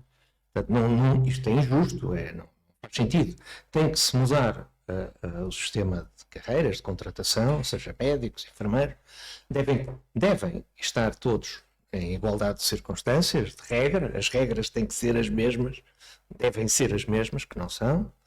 E depois a questão do financiamento de seguro doente, que eu defendo há muito tempo, porque isso vai pôr pressão precisamente sobre os serviços, porque a concorrência é também a base do esforço. Se eu não... Eu agora estou aqui a falar para liberais, isto vindo um socialista é giríssimo. Mas, basicamente, o que eu penso, o que o Churchill disse da democracia, que é a democracia liberal, não é um sistema perfeito, mas ainda não inventaram melhor. Tem toda a razão e continua uma grande verdade. Eu digo do capitalismo. O capitalismo é muito cruel, é muito, a concorrência é muito feroz, verdade. Mas quem tirou centenas de milhões de miseráveis da miséria na Índia e na China, a classe média, foi o capitalismo. E, portanto, a chave da social-democracia ou do social-liberal é domar a besta. É aproveitar as virtualidades do capitalismo e domá-lo ao serviço das pessoas. E por isso é que eu acho que o Estado tem que ser regulador, os serviços públicos não devem ser prestados pelo Estado. Porque hoje em dia é muito mais difícil gerir centralmente serviços públicos para um país como Portugal, ou seja, porque hoje a ética também das pessoas não é a mesma que era há 100 anos dos nossos pais e avós. Portanto, o serviço, o sentido do funcionário público, do dever, hoje em dia, temos uma sociedade em que só fala de direitos e deveres. Não há deveres. Nós temos deveres. E agora que morreu a Rainha da Inglaterra, que é um exemplo global do que é serviço, Porquê é que as pessoas estão lá e admiram a Rainha da Inglaterra. Mesmo os republicanos como eu. Porque é uma pessoa que serviu os outros. Tem a noção de serviço público, de dever, para além dos direitos. Isso é extraordinário. Mas hoje em dia, vivemos no mundo que vivemos. Temos que nos adaptar ao que temos. E, portanto, temos que ter concorrência no sistema, temos que ter meritocracia no sistema, que não temos, da organização, temos que financiar com autonomia, mas com contratualização, e já agora quero dizer, porque eu não sou gestor, sou só médico, mas o serviço que eu giro, estou lá há 10 anos, cheguei lá, tinha despesa de 25 milhões de euros, e hoje tem 17. Portanto, eu sei que é possível, com menos dinheiro, fazer mais. Tinha 25 mil consultas, hoje tem 55 mil. Eu sei, portanto não estou aqui a falar do que não sei. E às vezes os meus colegas diziam, tu só queres boas contas e diminui sempre a despesa e tal. Como é que eu consegui diminuir a despesa? Porque os meus médicos são gestores, todos nós, antes era na caneta, agora é no computador, somos despesa, quando estamos a fazer receitas, a pedir exame. E, portanto, passou toda a gente a fazer pedidos. E os meus administradores lá de Santa Maria, no meu serviço, quando eu peço um ar-condicionado, variou, está lá no dia seguinte. Sabem porquê? Porque no fim do ano sabem que eu vou gastar menos dinheiro do que no ano passado, porque eu todos os anos faço um plano e um relatório e cumpro o que digo. E, portanto, se eu faço no meu microcosmos, no meu serviçozinho, que vale o que vale, também é possível fazer a nível do hospital, diz o sistema. Não me venham dizer que não é possível. Agora, A ideia dos críticos é um bocadinho essa, não é? sim, agora, é preciso também mudar as regras. Estão a ver? Porque é mais fácil gerir o Hospital da Luz do que gerir aqui o Hospital da Universidade de Coimbra. Porque o Hospital da Universidade de Coimbra, que tem regras do Estado muito rígidas, é muito complicado na contratação das pessoas, na autonomia também da gestão. Porque o que interessa mais, desculpa lá estar a dizer isto ao Alexandre, mas o senhor tem um hospital e gasta 500 milhões. Agora lá, se você vai contratar anestesistas ou auxiliares, é o Ministério das Finanças a tratar. Isto é aberrante. Nós estamos a viver com regras do século XX em 2022. No fundo é isto. No fundo é isto. É acompanhar esta revolução digital ao mundo que temos. Adaptar o sistema ao mundo que temos. Mais flexibilidade, mais simplicidade, mais abertura de espírito, open mind, não é? É basicamente isto. E não é um debate para a gente se insultar uns aos outros. Não. É sentar a uma mesa as pessoas que sabem do assunto e irmos fazendo o melhor possível. É só isso. Álvaro, obrigado. Carmen, queres? Não, eu estava a dizer só que eu tinha muita fé que os CRIs, estes novos, viessem mudar alguma coisa aqui, viessem, os CRIs concedem uma autonomia diferente aos serviços, não é? São os centros de recursos integrados que... Explica lá isso. Responsabilidade integrada, perdão. Então, cada serviço passa a ter, o Alexandre saberá explicar melhor do que eu, mas passa a ser responsável pela sua gestão, não é? Começa a ter uma gestão, pelo menos no serviço onde eu trabalhei, a nossa hemodinâmica transformou-se num CRI e eles conseguiram deixaram de ter de responder tanto perante a administração, conseguiram ser mais autónomos na contratação pessoal, mas eles não sei como, mas... É isso, mas eles conseguiram ser mais autónomos nessa parte, a gestão dos horários, e eles realmente melhoraram a produtividade desde que passaram a CRI e todas essas coisas. Eu tenho alguma esperança, também a bariátrica, não é? No centro hospitalar, qualquer lá para cima, foi no São João? Não, havia um mais interior, a feira, talvez, exato, que conseguiu melhorar também muitos resultados desde que passaram ao centro de responsabilidade integrada. Eu tenho alguma esperança que... Muito rapidamente. Rapidamente, é só preciso de gestão de pessoas. Não é? Portanto, isto é uma política de gestão de pessoas. Quando há um sistema de gestão burocrática, ou de não gestão, ou de anulação da gestão, não funciona. Isto é um modelozito que eu acho que pode ser muito melhorado a questão dos CRIs, mas é um modelo de gestão de pessoas e de criar incentivos para as pessoas trabalharem melhor. Enquanto tivermos um modelo de salários determinados centralmente, em que o mérito não é reconhecido e que as pessoas trabalham muito ou trabalham pouco, realizar exatamente a mesma coisa, claro.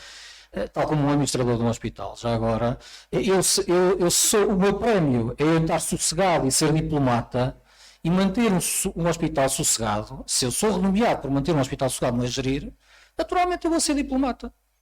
Claro, não há incentivos. É como um médico ou como enfermeiro. Se o incentivo como é criado é ir lá, picar o ponto e fazer 35 horas por semana, ou 40, ou o que seja, eu vou lá, mas não me peçam para trabalhar muito. O desafio da proposta foi tentar encontrar uma forma de nós alinharmos incentivos. O Alexandre usou uma expressão engraçada que era domar a besta. Eu não sei como é que se toma a besta, mas eu sei que é o chicote e a cenoura. Foi bom. Diga essas palavras fortes. Nós temos que usar a cenoura e o chicote, e isso é o clássico. E a questão toda é como é que nós podemos fazer isso. E toda a proposta está a tentar ser desenhada para que nenhuma das partes tenha uma força maior do ponto de vista da prestação. Há uma componente muito forte na parte da contratualização. Há uma componente muito forte, se é o Estado que financia, de haver normas de orientação clínica. As normas de orientação clínica podem compensar parte do esforço que nós muitos nos queixamos do ponto de vista das ordens, porque muitas vezes há algum conflito de interesses. O Instituto eu não sei como é que se chama em inglês, mas há que é um Instituto de Excelência de normas de orientação clínica, deveria ser transposto e devia ser, se o Estado financia, isto é um bocadinho como acontece na agricultura. A partir do momento que nós financiamos maçãs, as maçãs têm que ter um determinado calibre, senão eu não sei o que é que eu estou a financiar. O produto de saúde tem que ser mais tipificado. Isso implica, obviamente, algum planeamento, mas pelo menos nós passamos a saber o que é que se está a comprar e sabemos que há uma qualidade mínima. E a partir do momento que há uma qualidade mínima, uma ambição de excelência, nós podemos contratualizar serviços. Mas isso foi feito para os PPPs? Foi feito para métricas de produção, não para métricas de ganhos em saúde. Mas pronto, estou ali a ver algumas negaças. Vou sentar a tua conversa no ponto que estão muito terminada. Só quando começa a falar sobre isso. Nós sabemos. Mas só quero tentar aqui sentar a conversa noutro detalhe que tem a ver com o seguinte, que tem a ver com aquilo que nós falámos nós estamos a falar muito de financiamento e de alinhamento de incentivos, mas há uma questão que o Álvaro falou de início sobre a liberdade de escolha do utente, e há um aspecto que nós às vezes nos esquecemos, que também tem a ver, porque a saúde mexe também com uma parte das pessoas, que tem a ver com o seguinte: o código deontológico dos médicos está bem enquadrado, mas na prática, e eu imagino que seja igual em todas as ordens, na prática um médico toma decisões pelo utente. Imagino que seja a mesma questão da parte de enfermagem. Nós falámos quando e a questão toda há uma norma no código deontológico que é muito claro, que diz: se o doente não tiver capacidade de expressar, a expressão é mais ou menos esta, tem que ser presumido e tem que ser tomada a decisão que o utente tomaria se tivesse na mesma posse, mas é mais do que presumir, que se tivesse na mesma posse da formação e da informação que o médico tem. É muito teórico isso. Mas a questão toda Não vamos ao médico, não é? significa que na prática há uma decisão que é tomada pelo clínico, devidamente enquadrado, deontologicamente. O código deontológico dos médicos é assim, mas na Almedina já não está aqui o representante. É um documento assim bem... Está ali, está assim, senhora. Tem ali uns códigos também. Tem um documento um bocadinho mais espesso, e a questão toda é que existe uma tomada de decisão por parte do médico. E se essa tomada de decisão existe, então eu tenho que escolher o meu médico, independentemente da parte de eficiência e independentemente da forma como nós organizamos. A liberdade de escolha é uma questão pessoal e é uma questão ética que tem que existir. Para quem nasceu e acordou para a vida política na discussão do aborto, em que as mulheres e os slogans que existiam é o meu corpo, as minhas regras, então nós devíamos estender a regra e o slogan é o meu corpo, é o meu médico, é o meu enfermeiro, é o meu clínico, sou eu que tenho que tomar essa decisão.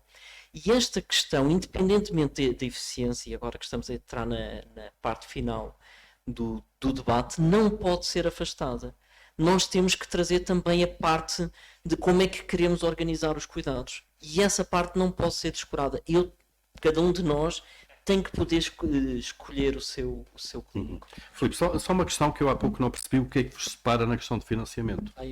Sim. Mas são muitas coisas.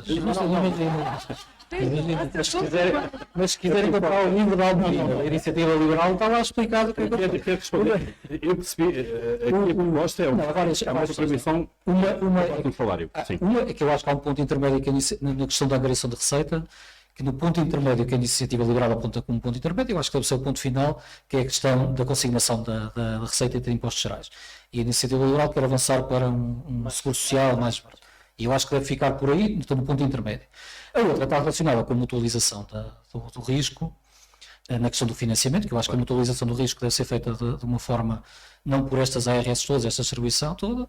Há questões aqui relacionadas também com o financiamento aos prestadores e com a questão da competição que eu, acreditando, eu creio que, por exemplo, para tentar enquadrar a proposta, por exemplo, assume literalmente, por exemplo, muitos aspectos positivos do modelo neerlandês. Já estava a dizer holandês, Mas neerlandês. percebemos. Neerlandês. E o modelo neerlandês, o que tem na prática, e é importante também ter a noção disto, é que todos os prestadores estão proibidos de ter lucro. Ou seja, não é ter lucro, podem ter lucro, mas não podem ser do setor lucrativo. Tem que ser todos os hospitais. Imaginem agora que nós obrigamos a Luz, o Mel e tudo mais a tornar-se em fundações sem fins lucrativos. E o modelo holandês, a base deles é esta. Mas a proposta que nós temos é Não. que é contratualizado. Isso Não não estou a dizer que não. Não estou a dizer que não. O que eu quero dizer com isto é que isto faz muita diferença. E mesmo a questão da regulação dos prestadores, que aliás, é uma discussão em Portugal que é contínua, aliás, o setor privado, por exemplo, tem feito uma discussão muito grande em relação aos meios de produção, por exemplo, à colocação de PETs, que atualmente ainda são centralizadas e tudo mais. O modelo holandês é altamente regulador na questão do equipamento e na existência de novos hospitais. Eu não me lembro e vou abrir um hospital por ter dinheiro para fazer. Não, há uma regulação extrema. Tal como há uma regulação extrema, mesmo com o hospital à falência, mesmo estes tipos de hospitais, e há uma entrada dos outros que são obrigados a salvar esse hospital. Por exemplo, imaginem que o Hospital de Bragança é de uma misericórdia e, entre a ruptura financeira, nós não podemos deixar de ter um hospital em Bragança. Este tipo de situações, o que eu quero dizer com isto é que há aqui muitos aspectos de regulação que devem ser considerados.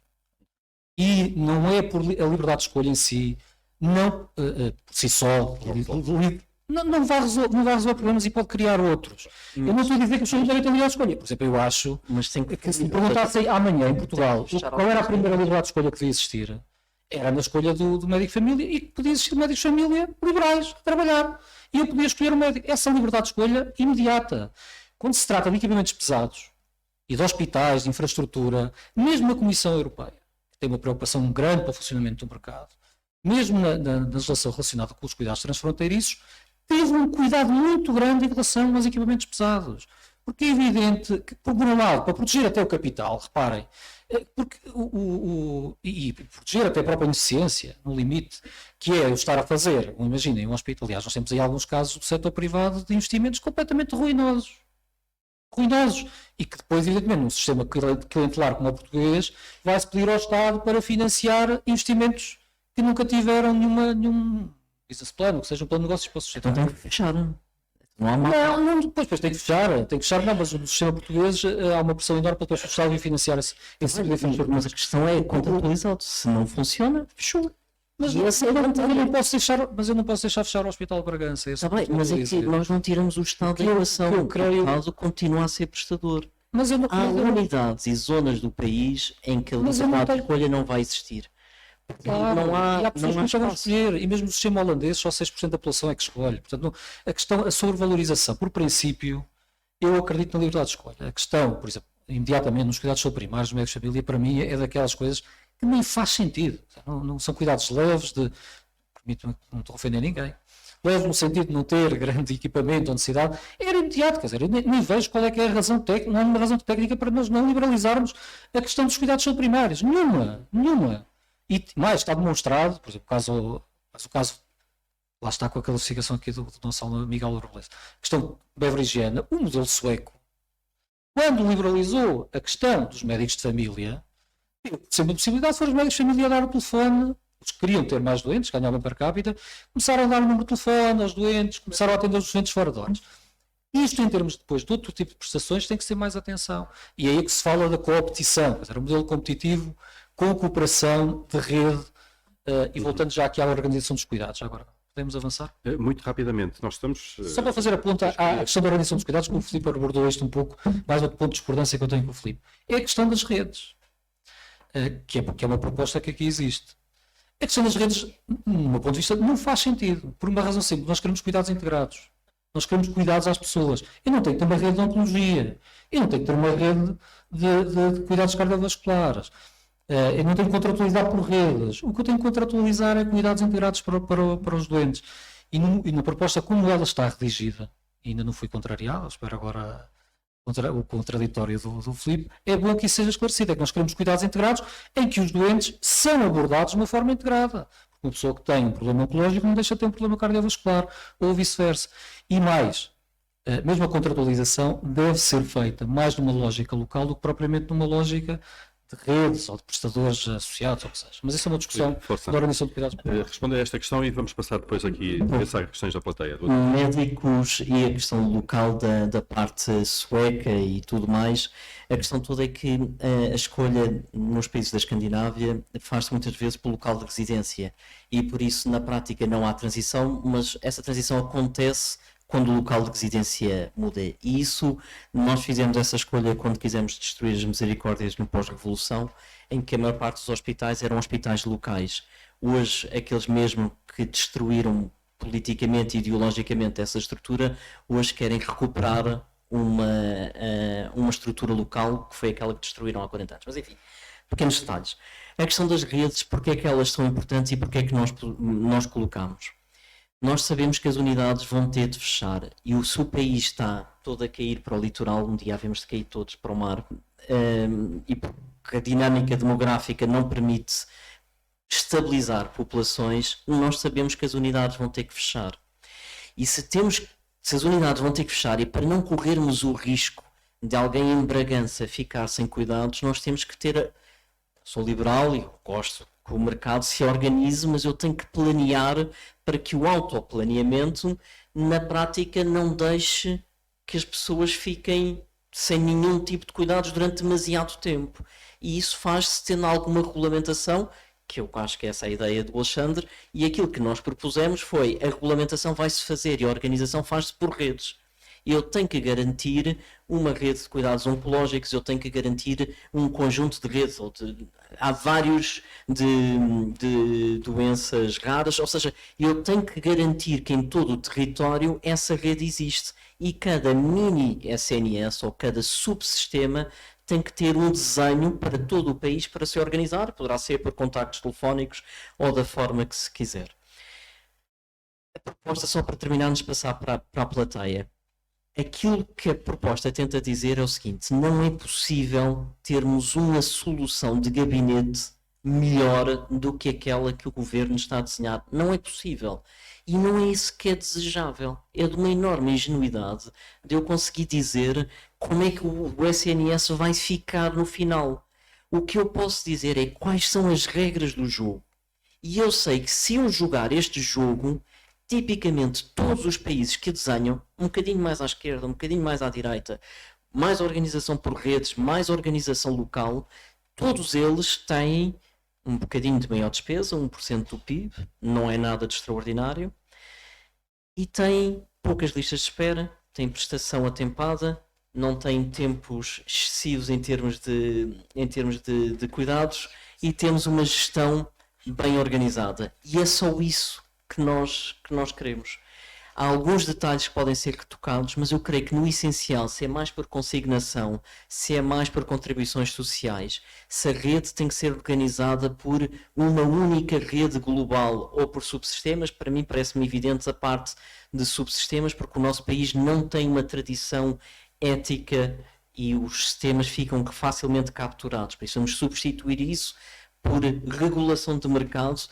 Parecem passos naturais que não são radicais e que nos permitem chegar a bom porto. Mas enfim. E tu não tens medo que isso contribua para deixar o interior ainda mais? Eu já te tinha perguntado isto. E eu perguntei-te. Eu por acaso tenho medo. Eu tenho medo agora de ter problemas no interior. Sim, mas aquela proposta de mini SNS, considerando as ARS, eu acho sempre que as mais interiores partem logo em desvantagem. Mas deixa-me só. Eu acho que em tese o que o Estado devia fazer, o Estado não tem que gastar o mesmo dinheiro e apoiar a mesma coisa em todo o lado. Resumido e concluído. Em Lisboa eu posso ter médicos liberais que façam este determinado serviço e que eu não tenho que andar a investir em fazer equipamentos, instalações, mas tem que investir mais o Estado em extremos ou nos sítios onde não há iniciativa privada.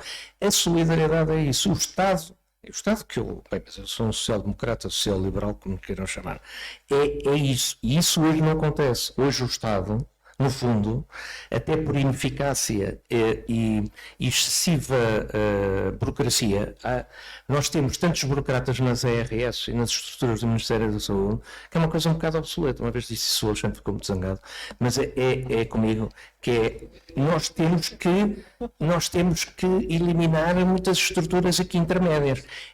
E o Estado tem que estar, sim, é lá em arraiolos, em que não há ninguém que vá lá investir. Então, aí o Estado monta lá a OSF, estão a ver? Aí eu acho que o dinheiro é bem gasto, não que haja prejuízo. Não, percebe que é esta flexibilidade que nós temos que ter. É que hoje temos um sistema muito inflexível, em que nós na cidade podemos ter livre escolha, nas Lusíadas, como eu disse, mas isso é aqui. A malta em Porto Alegre não tem esse. E, portanto, em Porto Alegre o Estado vai ter que estar mais presente, mas não tem que estar tão presente em todo lado. Deixa-me dar um exemplo do que é uma decisão. O que é uma decisão mais liberal e uma menos liberal. E é uma coisa recente, que eu acho que é importante ter. A questão dos cuidados de saúde oral. Pode haver uma opção, é nós contratarmos como funcionários públicos, médicos dentistas, para irem para os centros de saúde, e investir em cadeiras e colocar lá o dinheiro nos impostos, e a outra é contratualizar isto com o investimento que lá existe. Eu sou daqueles que acredito que faz sentido a contratualizar com a rede existente que lá existe, como com redes de farmácias, quer por que seja. E acredito, mas isso é uma questão só de eficiência, não é só de eficiência económica. Não faz sentido eu estar a duplicar recursos onde eles existem, é só isto. Muito obrigado. É isso que querias dizer. Bom, vamos ficámos aqui a noite toda, não é? Nós temos que 20 minutos no máximo para terminar este debate. Vamos só saber se há duas questões, três. O Presidente do CREMI quer só dar aqui uma palavra. Temos um microfone. Muito boa noite. Eu sou médico e sou o primeiro presidente do Grêmio Literário. Mas só queria dar uma palavra neste sentido. Este ano completamos 175 anos e fomos premiados.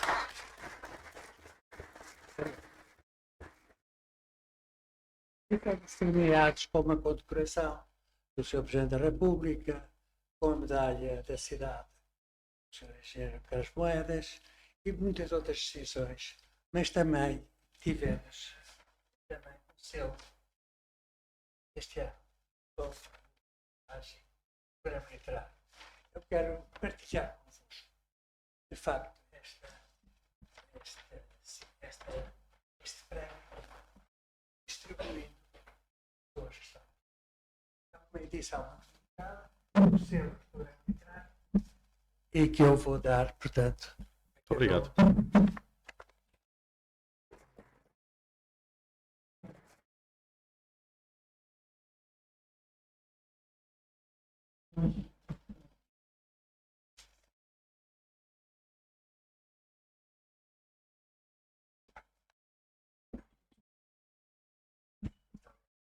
Obrigado. Naturalmente, felicitar todos.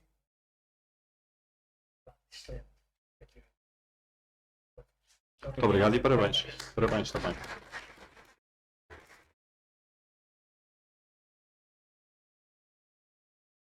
Vamos então, duas questões no máximo, muito curtas, e a pedir respostas curtas também. Se não houver, eu ainda tenho mais algo que está ali ao fundo. Não sei se temos um microfone, eu levo o microfone. Boa noite, Pedro Dias Alves. Não é uma questão, é apenas uma sugestão. Falou-se aqui de reformar o Serviço Nacional de Saúde ou o Sistema Nacional de Saúde. Não reformemos o sistema. Recriemos o sistema, quando não ficaremos com uma manta de retalhos. Porque vamos fazendo pequenos ajustes sem um objetivo final coerente. É uma sugestão apenas. Uma sugestão para o coordenador do livro. Em várias figuras aparece a expressão financiador público. Preferia a expressão distribuidor público. E pôr por cima financiador dos impostos de cada um. Que é para haver uma responsabilização e um direito de perguntar porque é que se está a gastar o dinheiro. O financiador não é público. O financiador é público só se tivesse uma máquina de notas falsas para financiar. Ele está a redistribuir o que todos nós pagamos. Eu acho que era essa consciência que o financiador público, agora com alguma ironia, devia ter. Em cada minuto está a gastar o dinheiro que cada um de nós conta. Muito obrigado. Obrigado.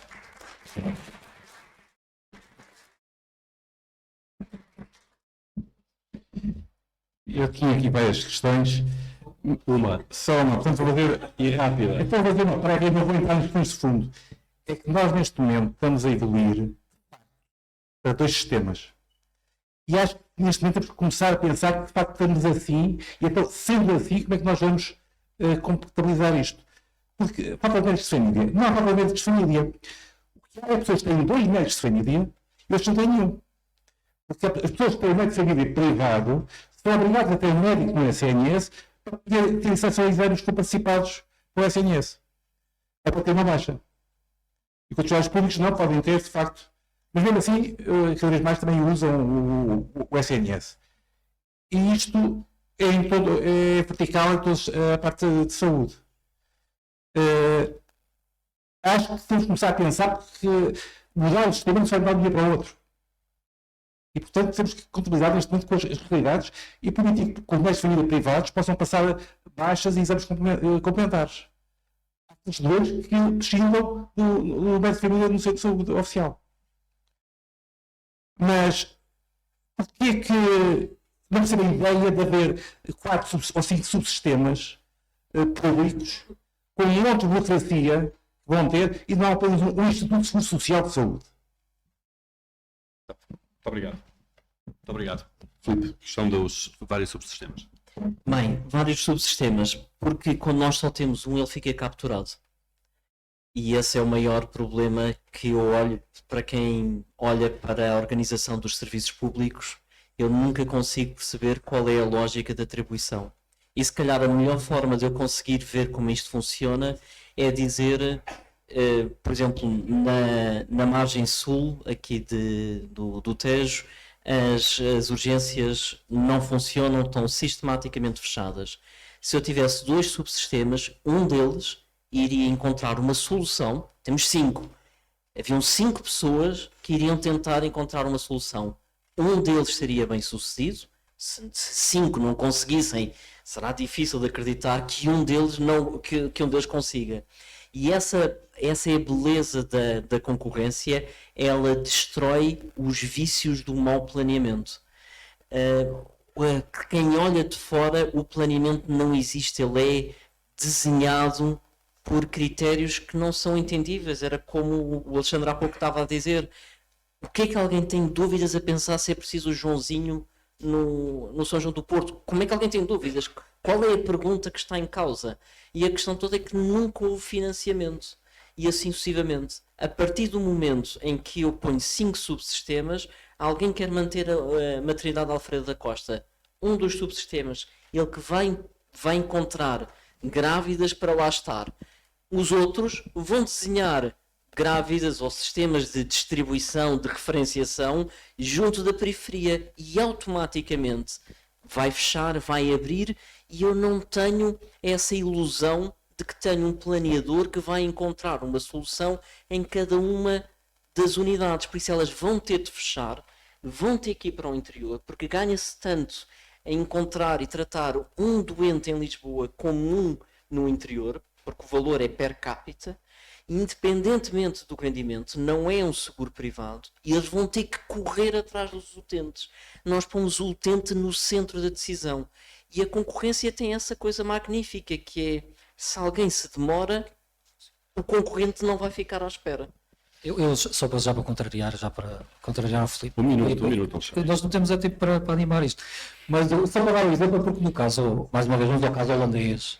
E a rede de prestadoras, para todos os seguros é a mesma. Esta questão que o Filipe está a levantar, a rede é exatamente a mesma. Não há escolha de prestadores, não há, os contratos são iguais, as tarifas são iguais, não há concorrência nenhuma. Sim. Não existe, Filipe. Eu cito vários artigos lá no meu comentário. Não há como nos seguros privados. Não há competição pelo preço, a tarifa é praticamente idêntica em todo. Tem que ser. Não há competição pela rede de prestadores. Portanto, essa questão não é. E mais, eu creio que há um problema grave na proposta, nesse ponto de vista, que é a questão da mutualização. Porque um país como Portugal, com 10 milhões de habitantes, não assegura mais que 2 por causa da questão da mutualização, não é possível. Muito menos, no caso, por exemplo, se no caso proposto, que são as RS ou que seja, que é impossível, por exemplo, assegurar mutualização, e lá, tecnicamente tu sabes isso, menos de 1 milhão de habitantes, então aí é de barato. Agora, mais uma vez, um subsistema em Portugal faz todo sentido, não faz sentido numa lógica de ter este, porque não vai existir competição, nem vai existir possibilidade de mutualização de risco para eles. Sim, Álvaro. Pois, Filipe, as minhas reservas são estas. Eu há bocado estava-vos a falar do novo espírito do capitalismo, um livro que eu li há pouco tempo, tem a ver com aquilo de desumar a besta e tal. A ética capitalista e os países católicos do Sul não se entendem muito bem. Isto é, a livre concorrência, eu acredito que isso é importante. Eu sou um liberal, e portanto sou liberal do ponto de vista político e económico também, portanto acredito na concorrência, acredito que o sistema capitalista ainda não se inventou um melhor e portanto é preciso, depois é domá-lo. Agora, o que eu acho é o seguinte, é que os portugueses, nós estamos em Portugal, não estamos na Suécia, nem estamos em Inglaterra. E a nossa cultura, a nossa idiosincrasia, a nossa ética, a nossa formação católica é muito conservadora. Nós somos um país muito da inveja, temos muita dificuldade em conviver com o sucesso dos outros e, portanto, eu acho que é preciso ir neste caminho, mas acho que é melhor ele ir por pequenos passos e com o método de experiência e erro, já agora, que é uma atitude muito liberal, de experiência e erro, de humildade, de pragmatismo, ir nesse sentido da concorrência, do doente no centro, muito bem, concordo absolutamente contigo. Acho que esse é um dos pontos do problema, as pessoas no centro, a livre escolha sempre que possível, ir neste caminho sim, mas cuidado, porque nós não somos holandeses, nós somos portugueses. Mas tu achas que o desafio é maior, esse desafio ético é mais forte na parte pública ou na parte privada? E a pergunta é caprichosa, porque quem olha para o estado em que o país está, eu vejo maiores desafios e maior inveja e maior dificuldade em tomar a besta, usando o termo, do lado público do lado privado. Não há solução ótima. Eu tenho que escolher o mal menor. Acho que isto é uma questão, independentemente do público e do privado. Eu fui educado num tempo, e quem é da minha geração mais velho, em que ser funcionário público era muito o objetivo de muita gente. Isto é, e eu sou funcionário público, por acaso. Mas foi por acaso, porque estudei para uma especialidade que é público.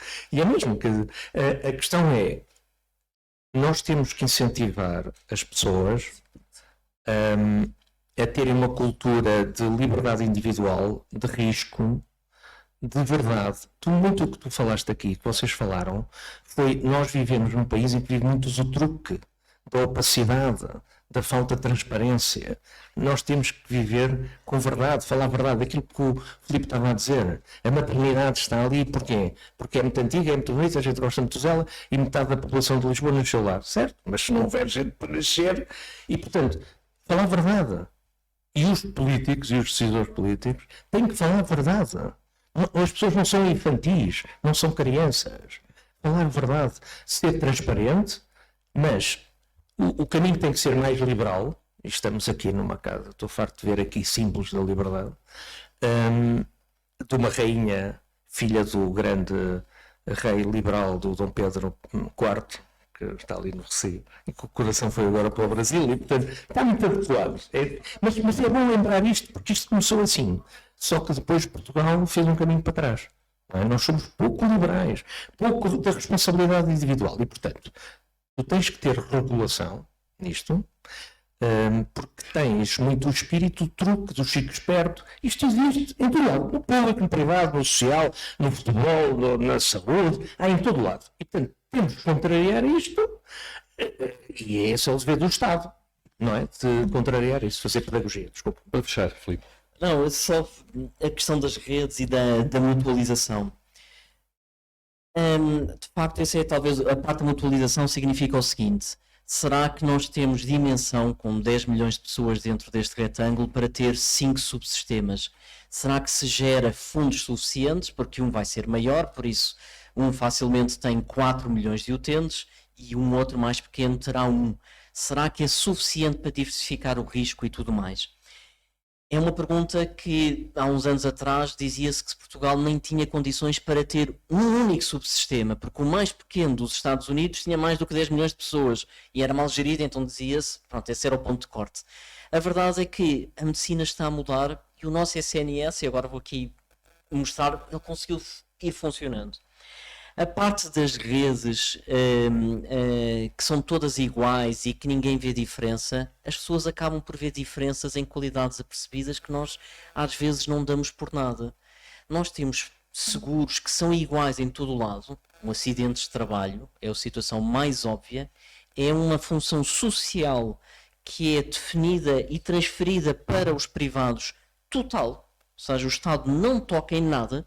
Ninguém pode ser tratado pelo SNS se tiver um acidente de trabalho. Se for, o SNS pode cobrar à seguradora ou o patrão, se porventura não tiver cobrado. Eu estou aqui a usar um termo patrão assim bem marxista e funciona bem. A apólice é uniforme e, de uma maneira geral, as seguradoras usam todos os mesmos hospitais. E ainda assim, há cotas de mercado diferenciadas. A Fidelidade tem uma, a Tranquilidade tem outra, a Caravela tem outra e não há problema. As pessoas veem diferenças em coisas que nós às vezes não nos apercebemos. Achar que é tudo igual porque tem apenas um seguro é tonto. Ou seja, há pouca diferenciação, mas os produtos e as pessoas não são iguais e por isso vão encontrar diferenças. Um outro exemplo é o das universidades. As universidades são todas serviços públicos, as boas, mais a católica, de uma maneira geral, depois existem, vão-se crescendo e havendo pequenos nichos, mas vou aqui generalizar. De uma maneira geral, as universidades concorrem no mesmo mercado, os livros são todos em inglês e vão buscar o syllabus todos internacionais e, no entanto, as médias de entradas são diferentes, as empregabilidades são diferentes, ou seja, no final é diferente, mas aquilo é tudo igual, mas não é.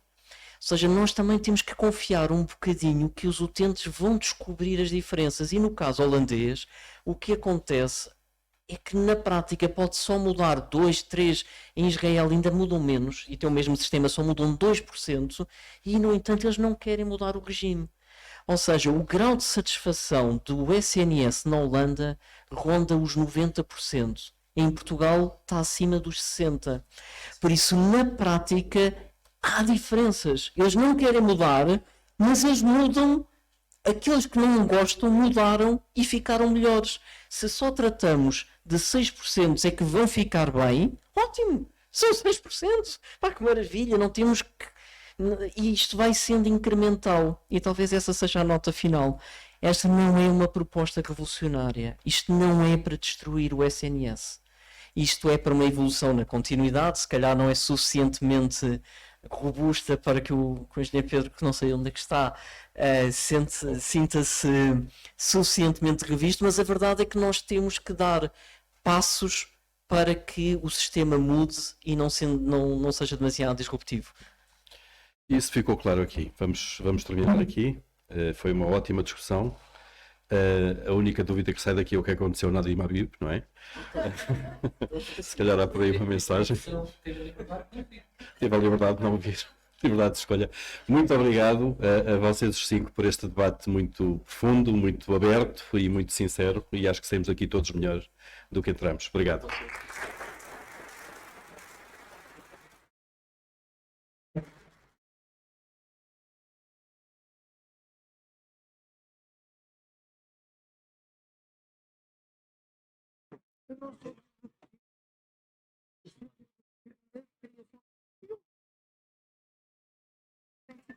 Eu não posso